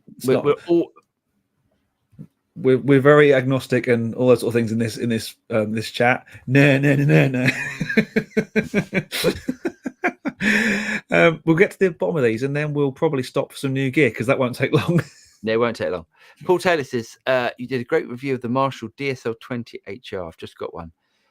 Would a compressor help warm up the clean sound? I find it ice picky switching live from my ultra gain crunch settings if in loop or before." Yeah. Yes, it would. It would definitely would. You could shave off the peaks of your clean sound. You probably need to turn it up a little bit, to be honest, Paul, because it's what's happening is the initial, when you pick the string, you get the initial transient that goes donk. The DSL20, it's particularly ice picky because you get the initial transient. The more you crank it up, the more compression you get, so the more it would round off.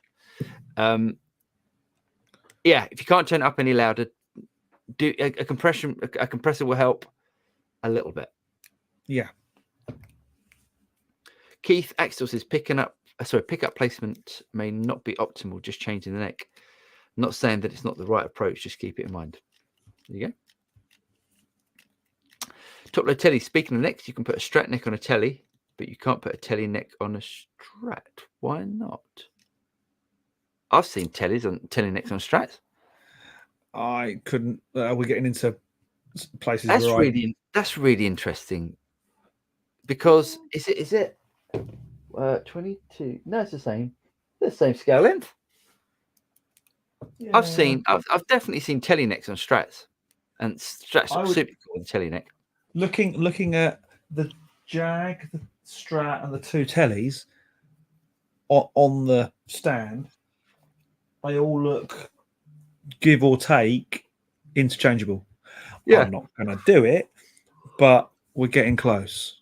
Yeah, but that's the whole point about Fenders. They were component parts. Yes. Yeah. Raphael says Walmouth sells conversion necks for bass from long to short scale. Ah, nice. Yeah, as long as it's a short scale conversion neck, not a short scale neck. Yes, he says I know. Just making sure that's the. Nedamido, sorry for the typo. I was trying to say the amp in question is. I might have COVID, but I'm fine. Double vaxo. I'm a little sleepy. Oh, tell me, my son's just caught it again. I know, it's just crap. So yeah, hopefully I'm not going to get it again. I'm starting to feel a bit peaky, to be honest. Jeff Rock owns what it says on the sticker on the back of the amp. Exactly. That's exactly. Yeah. That's where I go. Yeah, that's where I go. Yeah, don't order. There's a lot of Barneying going on, boys and girls. So yeah, there's a lot of Barneying going on. I'm moving on because I don't want to get into fights. I don't want to be proven wrong. Okay. Raphael Jesus says PGD guitars. Any thoughts? I have an older model arriving next week. A St. John's Jaguar style with a P90s and hardtail. Nice. Ooh, mate. Very nice. There was a nice one on eBay that was really reasonable in the UK. It was a Strat style with two P90s. It was really cheap. Nice. A few weeks ago. Looked really good. Just in case, I've heard the governor was the Dogs Gingangs, so I picked one up for 150 used. Nice. Tried using it as a Marshall preamp straight into an IR loader, but wasn't blown away by the sound. Yeah, I don't think it would work. I think it likes an amp. Like that. It likes an amp. It was definitely designed in a time when there was no such thing as IR loaders, that's for sure. Yeah. Run it into the amp. Definitely run it into the amp. Justin says, after your video the other day, I realised I was using it wrong. Oh, it's all right, mate. We all make mistakes, especially me. And me, often.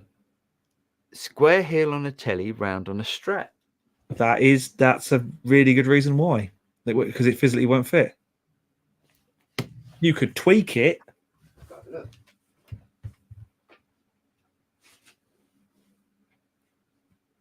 Guess you can't see.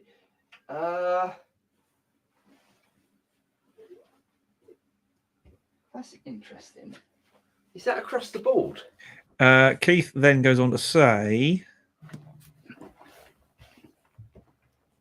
Strat neck versus telly. Yeah. I used to know, you know, Bruce Dickinson. No jokes about cowbells. He didn't like that. No, he didn't. He had a Strat with a telly neck. Yeah, I'm sure. If you get a file out and. Okay, interesting. I didn't realise that. No, nor did I. Well, thank you guys. Thanks for filling me in. Aristotle's Ducas. You can put a telly neck on the Strat. You just have to round the corners of the neck. So it goes in the neck pocket. Strat necks go straight into the telly because it's rounded. There we go. Wow. Then McQuillan says, I have a telly neck on my Jazzmaster. Now, I bet that looks cool. Paul Taylor, I had a Strat with a telly neck. It was great. Yes. Yeah, we're covering the same ground now, which is all good. I never realised all this. It's good. Thank you for your vast amount of superior knowledge over the two of us. Henrik Sorensen says, thanks guys. Okay, we'll use the UAD aux room sound when tracking. What about the master effects like reverb? Would you print? Yeah, I would. If it's a client track, I always send them a DI as well, as in straight from the guitar. That way they can do what they like with it and they're not emotionally attached to my sounds. But if it's a me thing and it works in the track, I'll go with it. So I have done videos in the past, actually. Yes. So if you possibly if you're a little bit new to recording and there'd be a tendency to overcook the reverb, don't overcook the reverb. But I think James and I, you know, when we're recording, we know what we'd want to hear. I'm wrong sometimes, but not often. You know, if I like it, if I'm getting into it, I'll go with it. Yeah. You know, sometimes you might go, oh, do you know, I wish I'd turn the reverb off, but not often. Yeah. I'm trying to think what I do record with. Yeah, bit of reverb normally. Yeah. All the ops. If you're unsure, don't record with reverb or delay. If you're happy, if you're sure, go for it. You can always put it back in plugins or effects. You can't take it off. Well, you can, but it's artifacty and chirpy, and you can't really. Anyhow, thanks for a great show, guys. Anytime, mate. Well, you can. Do you know what? I used to do it with transient designers. Yeah, but it is still artifacty, and there's downsides to it. Definitely downsides to it. Not putting it on is the solution to not having it on there. Without doubt. Shep says, thanks for the advice on the refret with stainless steel, my heritage. Wouldn't mind a slightly brighter tone as the telly's day driver. Yeah. Then do it, I'd say. Mike's off for the evening. Raphael says, I got this for $7.99 with a Hiscox case. The new PJD starts $17.99. It's a bargain. Nice one. Great bargain. Nice. Hooray! At last. No, we don't do Thank this. you, Pet. At last. Okay, drumming question for James. I've added Easy Drummer to my setup. Any pitfalls to avoid? I'm sure there's tutorials galore on YouTube. Interested in your advice. Don't overcook it.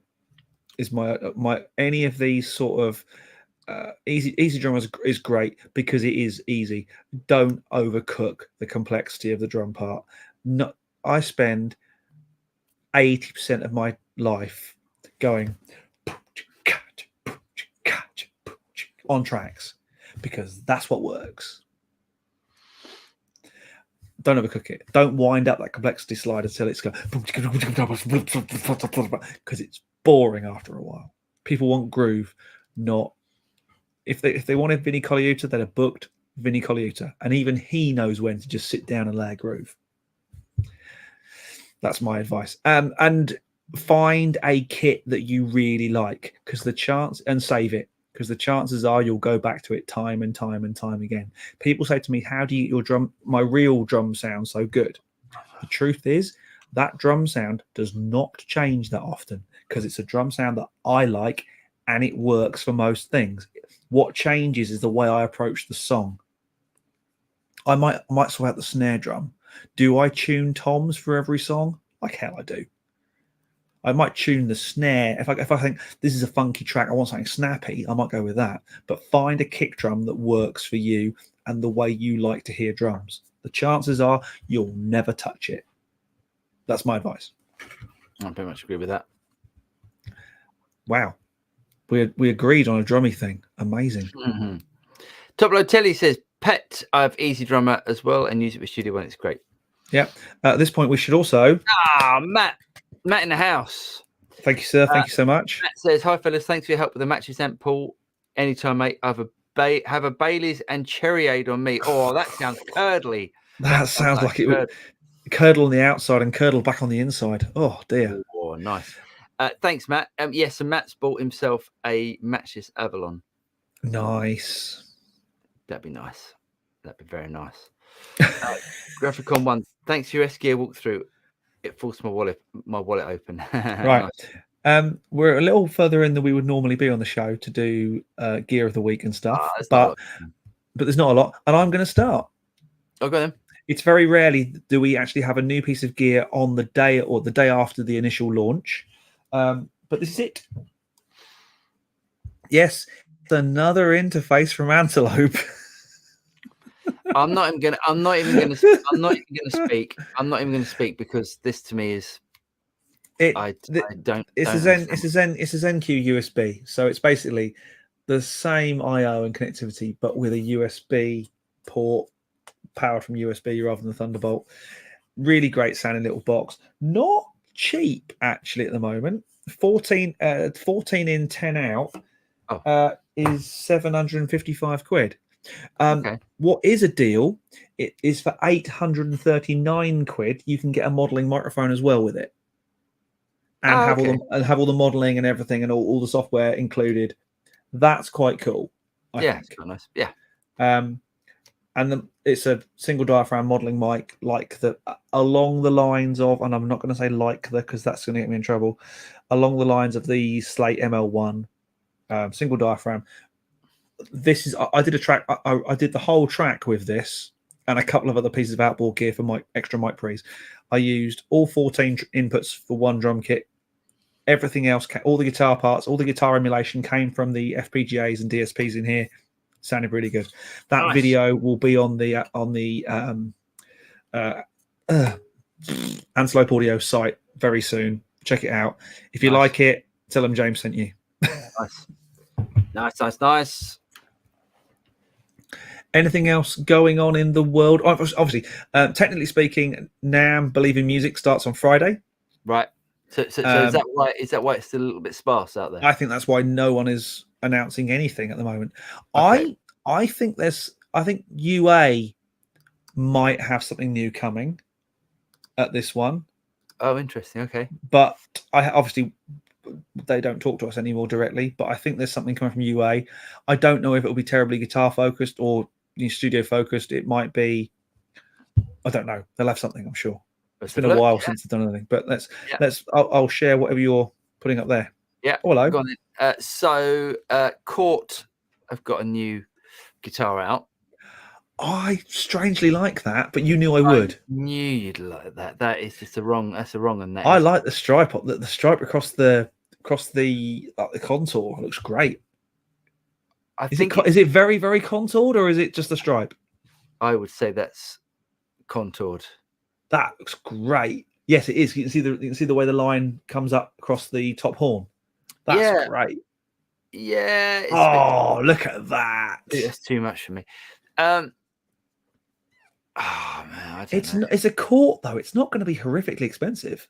No. I don't think it would at all. I don't think it would at all. I don't know. I just think I think we had this in the 80s. These sort of guitars. Hello. I know, child of 80s rock, you know. Yeah, I know. It's come back. It's come back into fashion, and I really think these sort of pointy headstock guitars are going to be going out pretty soon. I like that, but that's just me. How much is it? How much is it? We don't know yet. No one knows yet. Okay. So it hasn't been released. I thought this was interesting. Oh, that's quite nice. Bizarre, but I like it. So Burl's Art makes an electric guitar out of reclaimed ocean plastic waste. What a great idea. Yeah, it's great, isn't it? Something to do with the mountain of plastic.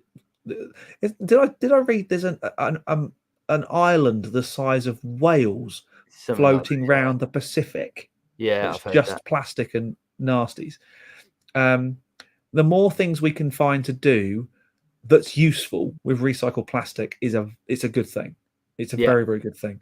I'm not some kind of eco warrior or eco mentalist or anything like that, but that's a good thing. Getting that shit out of the ocean is a good thing. It is a good thing, isn't it? It's 3 to 4 kilograms. Ooh, weighty then. Yeah, it's got a bit of a chunk to it, isn't it? Definitely. But really interesting neck. I don't think that's going to be cheap. But no. Anyway, I like it though. Yeah, I like it. It's a good idea. Good idea. I thought those are great. And it's vintage as well. It's a vintage, as in the make.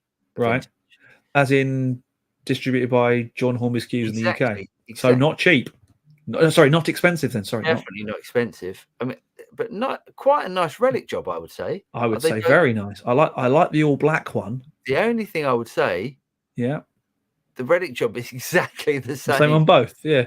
Exactly the same. I don't have a problem with that. I wonder if that might just be someone's graphical interpretation, though.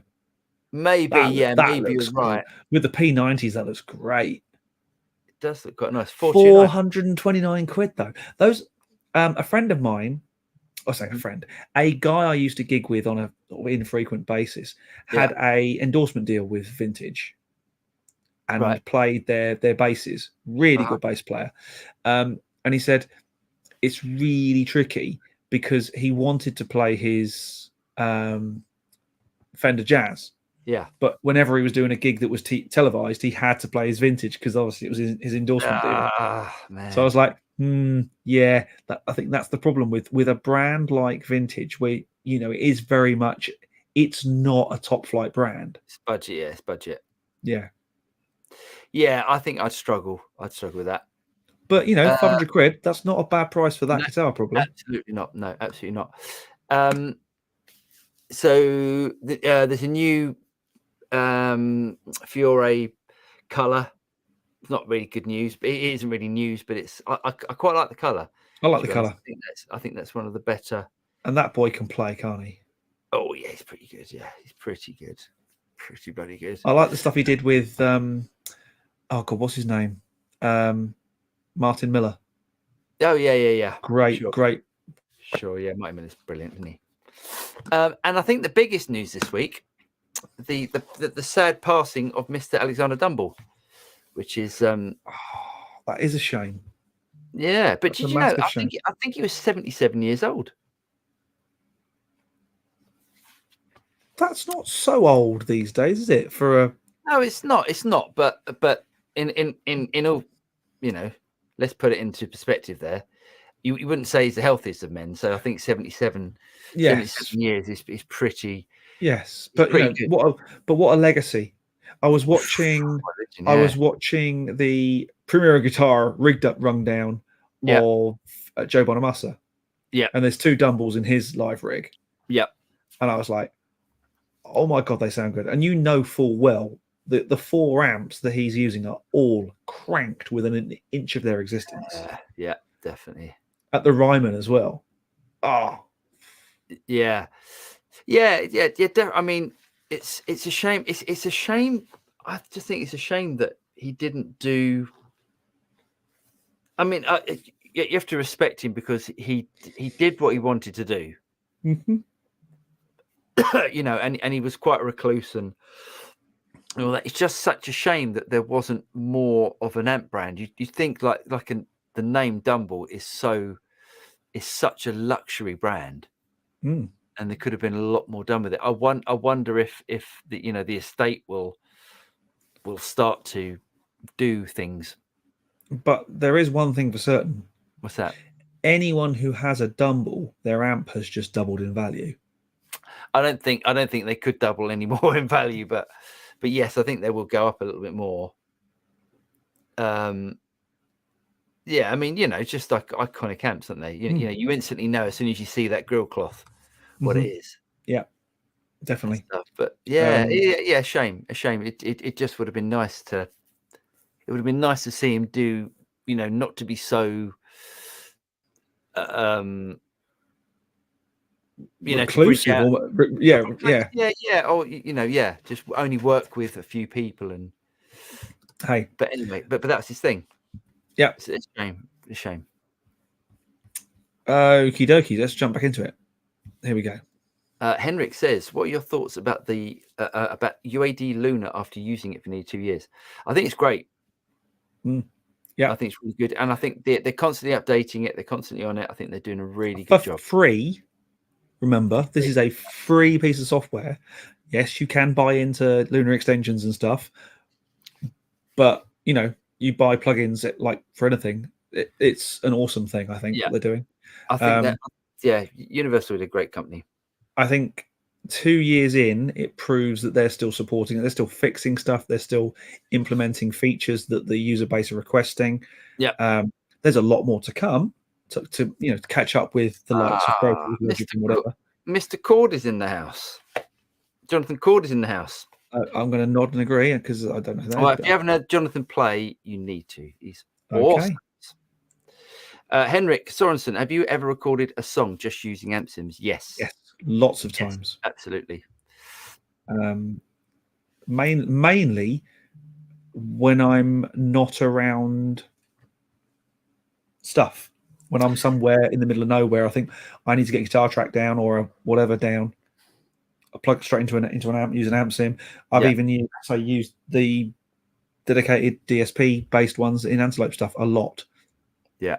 The bass amp sim in the Antelope platform is a really, really great kind of Fender Bassman-y, kind of really grungy, dirty bass sound. It's awesome. Really awesome. Yeah, nice. Next one. So John Cordy's in the house. I love it, John. I love your videos. I saw one recently where you're doing something, and you said that you used to be in Destiny's Child, and it was I love his sense of humor. It's brilliant. It's really dry, really good. James, Carlton Jones says, "Hey James, any new info or rigs created on the Headrush MX5? Have you got rid of that thing yet?" No, I've still got it. I'm gonna keep it for one reason. Doorstop. Oh, God's sake, you cynic. Firewood. What? I want it as a backup for the 11 rack. Okay. I need to get the 11 rack patches onto it, and I'm happy with that. They sound the same. And then I'll keep it, and then I'll release those patches because they are so good. Okay. My 11 rack patches were I would say a masterclass in using the 11 rack. Of course I would, but I haven't been able to transfer them properly onto Headrush yet. When I do that, I will. Okay. And I'll give them away. I won't charge anything for them because I won't. Matt says UAD Luna Neve SSL console extension to go with the API. Well, they've already got the Neve one. It's already got Neve summing in it. Yeah, the Neve extension just sounds so good. Yes. I'm sure an SSL one will come, but an SSL sound is not really what you associate with UA. I always associate UA with kind of warm, Neve API-ness, bit of saturation, whereas SSL is generally a bit cleaner, a bit more clinical. Right. That's very broad brush statements there, but I would probably go with that. I think. I'm not sure I understand. Oh, thank you. Story of my life. Absolutely the story of my life. Next one. Next one is only just joined, so apologies if you've covered it, but just seeing the new 2022 PRS SE Custom 24 Floyd with violin carved top. Do you want to pass over to my screen? Oh, That's nice. I know you're not a fan of Floyd's, but that's beautiful. I'm not a fan of Floyd's. I'm not a Floyd fan. How much did that say it was? Oh, it's an SE. It's an SE. Yeah. So it's 1,100 euros. Yeah, that's not bad though.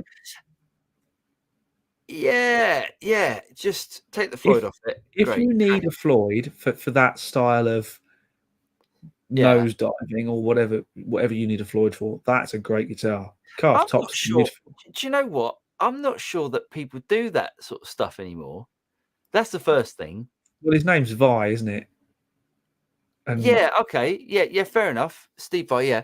So you got those players that used to do it and they still do it because that's their thing. Mm-hmm. But you don't really hear people do that sort of stuff. So why put a Floyd on something? The last person I heard to do that in real life was doing an impression of a Formula One car with their guitar. So yeah. I thought, yeah. I've heard... cool. I like that. yeah.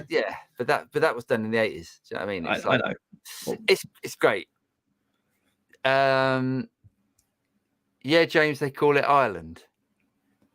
What was that in reference? Oh, we keep doing this. We keep missing because the questions come up later.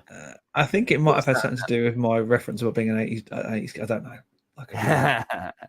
Probably. Pet says, with regards to vocals and reverb, McCartney's voice sounds dry, whereas Lennon's is soaked in effects. Never heard them discuss the reason for this.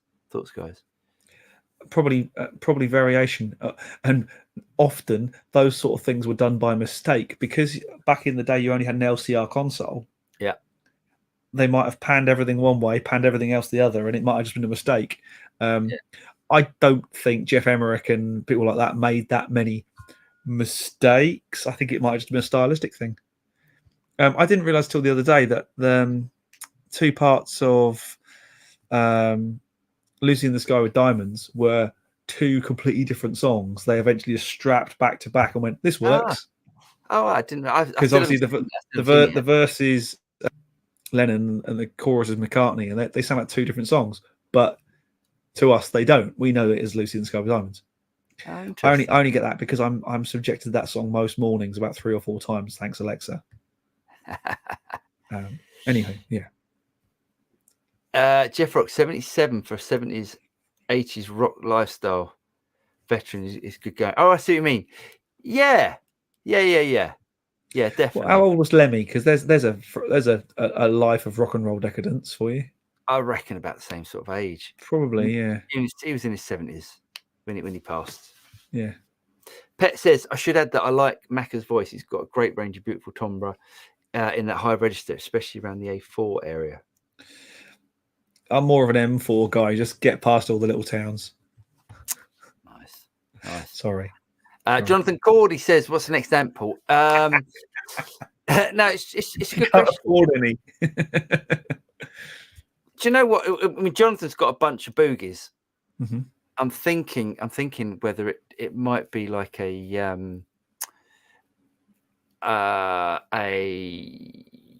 Lone Star. Thinking about. I mean, do they, Jonathan? You can tell me. Does the Lone Star? Because you've tried out a you've done a video on the 2 Rock stuff. I've got a Lone Star. I haven't got it. I've got an access to a Lone Star you can borrow if you want to. Oh, really? Oh, great. Yeah, I wouldn't mind. Yeah. Other than that, I'm trying to think what is the next one. I really fancy trying out a few more match lists. Mm-hmm. Oh, that's gonna be expensive. Yeah, it is. So the divided by 13 is up for sale. That's going. It is. Yeah. That's definitely going to go. I can't. Wow. I can't keep all of them.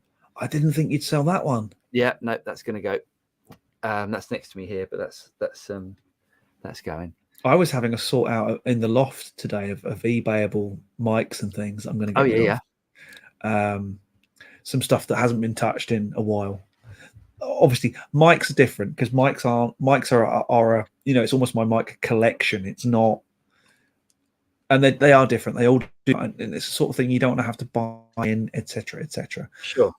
But there's a few that I haven't seen the light of day in quite a while. Yeah. Like my warm 251 is going. Oh, that's a nice mic. It's a great mic. I've got that. I've got the Reverb. Why do I need the warm one? You're right. A few of those sort of things are going to go. The large diaphragm condensers that I haven't touched in years are going to go. Yeah, nice. Good job. So why not? After a nice mic at a good price, give me a shout. I'll let you know what I've got. But by the way, Jonathan, I've had an offer on a Hook amp. Hook's like I think it's a Dutch amp. And you'll keep it by hook or by crook. Oh, that's shocking. Sorry. Right, next one. Right, it's back to it. Right. Matt, shout out to John, fantastic player, and love the channel. Oh yes, cracking player. Graphicon 1, how often do you guys do these live shows? Digging every single Wednesday. Every Wednesday. It's Wednesday night thing, 8 p.m. It's 8 p.m. GMT at the moment. When we hit British summertime, it'll be 8 p.m. BST. Don't know where you are, Graphicon, but 8 p.m. every week. And there's 84 of these, believe it or not, for you to plow your way back through on your commutes or whatever you do. Keep up to date, and it's great having you with us.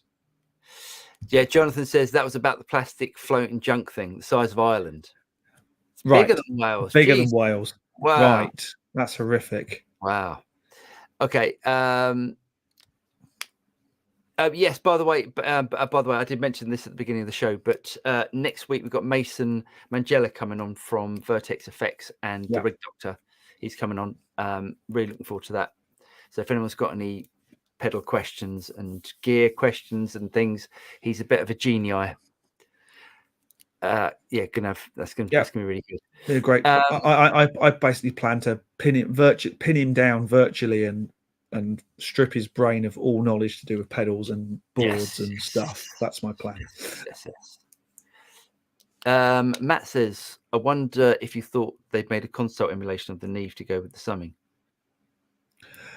Well, they have done plenty of Neve. For me, their 88 RS plugin is awesome.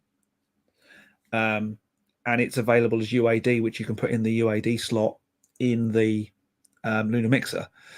Whether they do a dedicated version of that as a lunar extension, it wouldn't be far off the radar to think that might happen, mightn't it? But I'm not saying I do know, but that it would make sense. But certainly their 88 RS plugin is brilliant. I love that plugin. Yeah. Jeff Rock says a lot of us play small pub gigs using backline, PA for vocals only. James, any advice for keeping the drum volume reasonable in a small setting? Real drum question. This is going to sound totally pathetic. The drums don't sound good when you tap them. They don't sound nice. They don't sound like drums. So the only way to do it is to use lighter sticks. It will change the sound of the kit. It just will. Or for a little while, we got one of these Acoustasonic screen things, which made you look like you were on stage with the Bee Gees or Mariah Carey or someone who didn't want a lot of drums in their back of their head. But for pub gigs, it just looks ridiculous because all it does in a pub gig is it sends the sound up and straight over the top.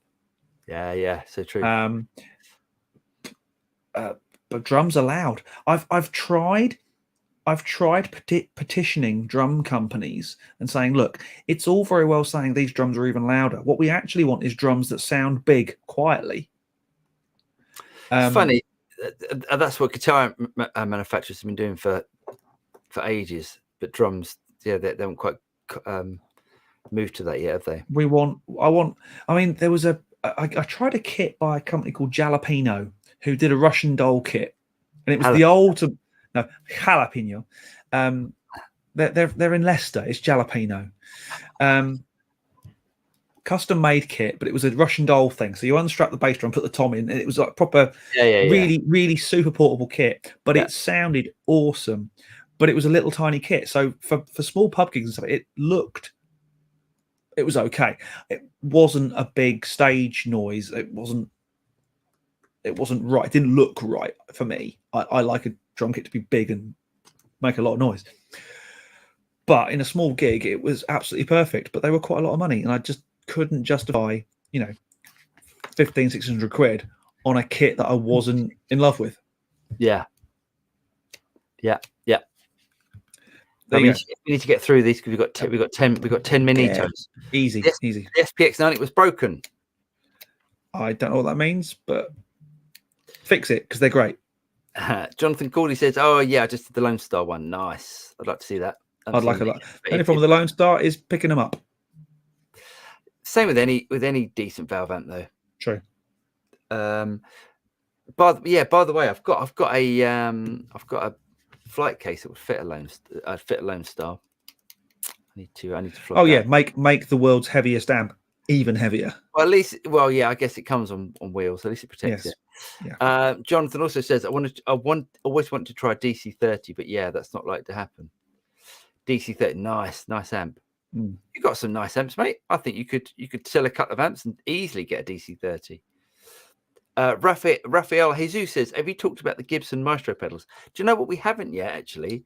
Where are they made? I don't actually know. I was going to try and watch a video on them today, and Gibson did actually send us a press release. Yeah, I'll have a look next week. We'll talk about it next week if that's all right. Yeah. Maestro Boogie Amp. A Day in the Life was also 2 different songs that were spliced together. There's a lesson there. Nice. Yeah. Ever used TuneTrack Easy Bass? Yes. I went to the press launch and it's brilliant. Nice. It's really, really good.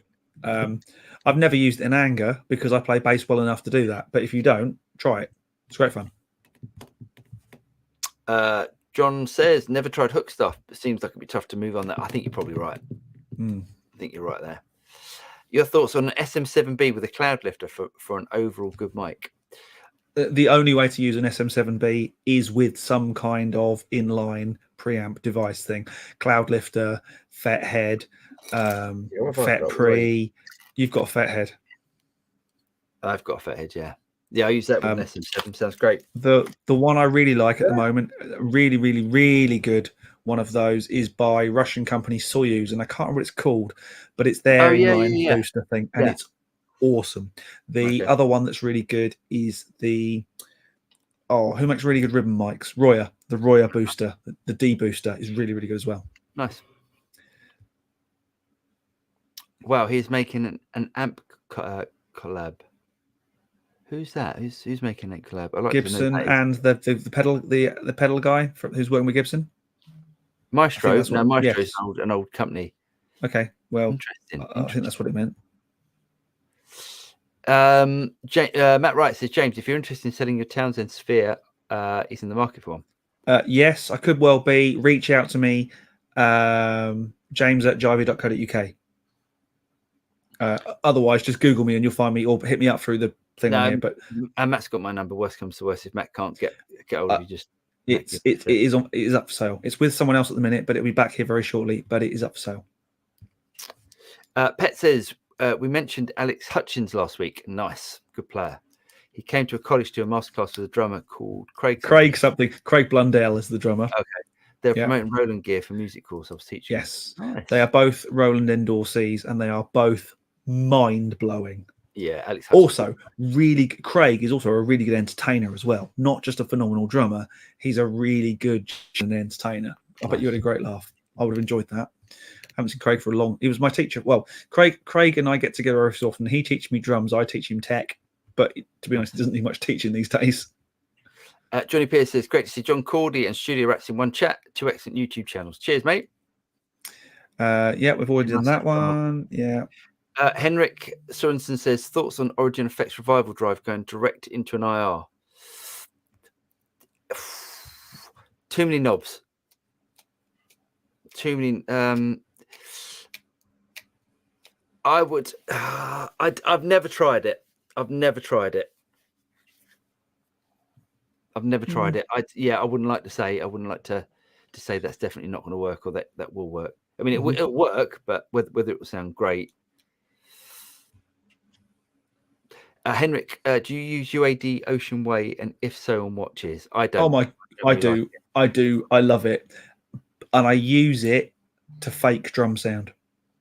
I use it on the re-mic mode, the re-room amp mode, not the reverb mode, and I put my entire drum mix through it. Nice. To give it some room sound. What, in parallel or series? In parallel. Nice, yeah. So I've got control over it, but it sounds amazing. And then if you want, you can then EQ it and change the size of it, and it's just amazing. People have said to me, "How do you get your drum sound that big?" I said, "It's very easy. It's a really good drum, really good drums, really good drums with that giving me the room tone."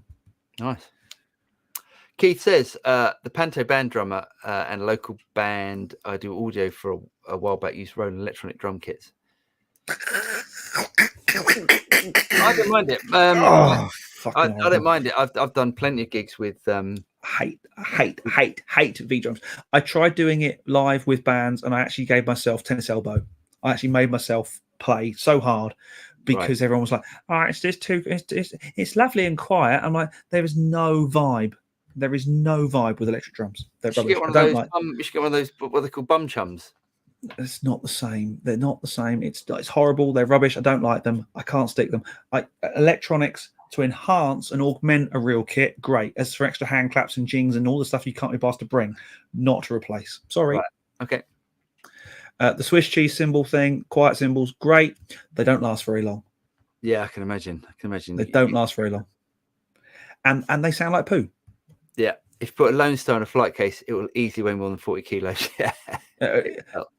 There's a great bit. Bit in Star Wars where they say that's no moon. They had to overdub it's a space station because actually what they were saying, that's no moon. It's a Lone Star in a flight case. Yeah.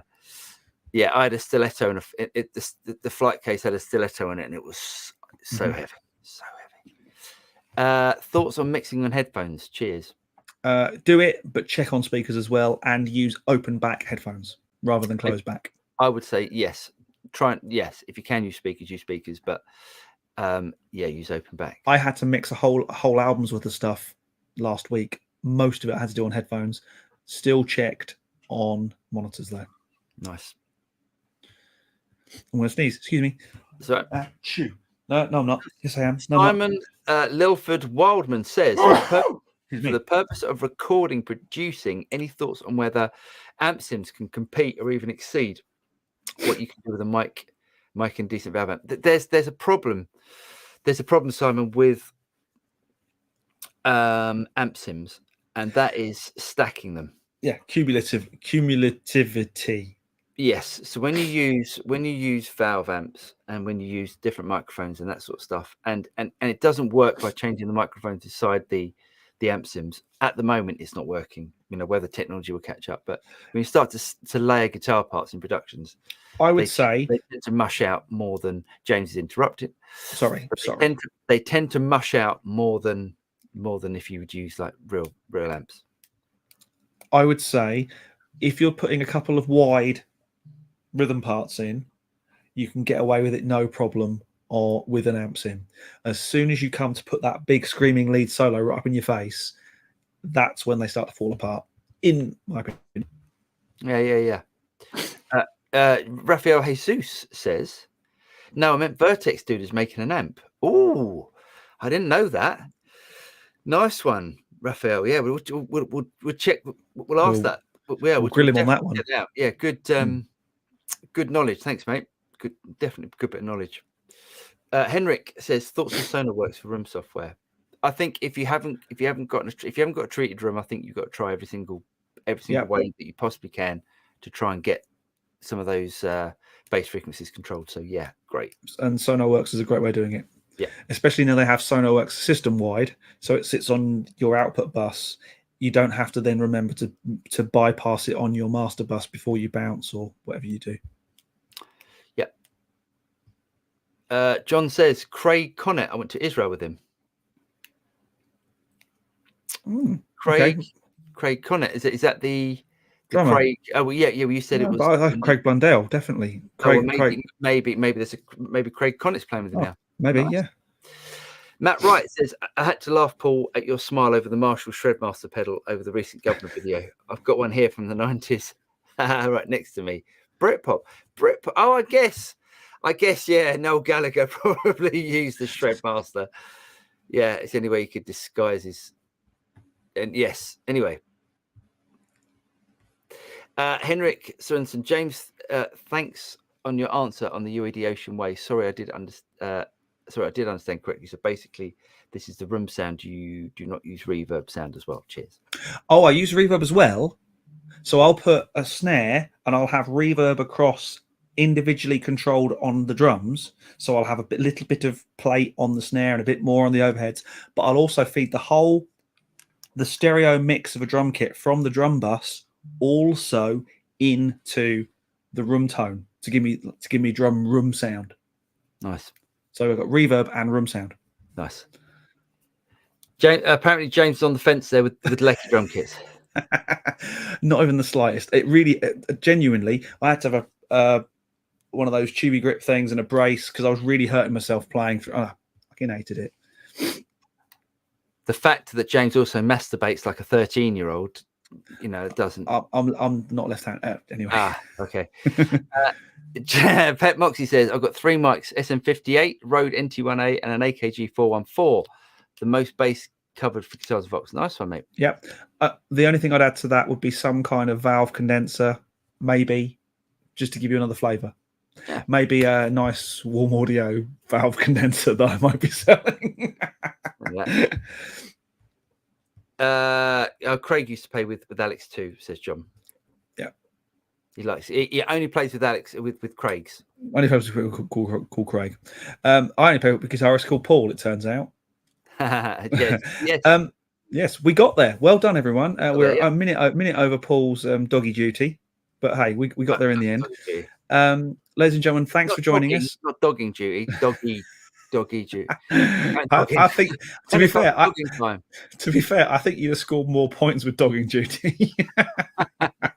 It's been a pleasure as always. Any questions that come up throughout the week for us or for Mason, he'll be with us next week. It'll be great fun. Please join us if you can. Any questions you want to get to us in advance, either hit us up on the YouTube channel, on any of the comments, we'll find them. Thanks for all your feedback and all the videos we've done recently. We had a real blast with guitar videos last week, and we'll try and work out some more stuff coming very soon. Yes. However, we will see you again same time next week with Mason from Vertex Effects. But for now, take care, have a good week and all that. And I am about to start my birthday celebrations early because tomorrow's my birthday. So thank you very much. And we will see you all next week for more of the same craziness. Good night, everyone. Take care. Cheers, guys.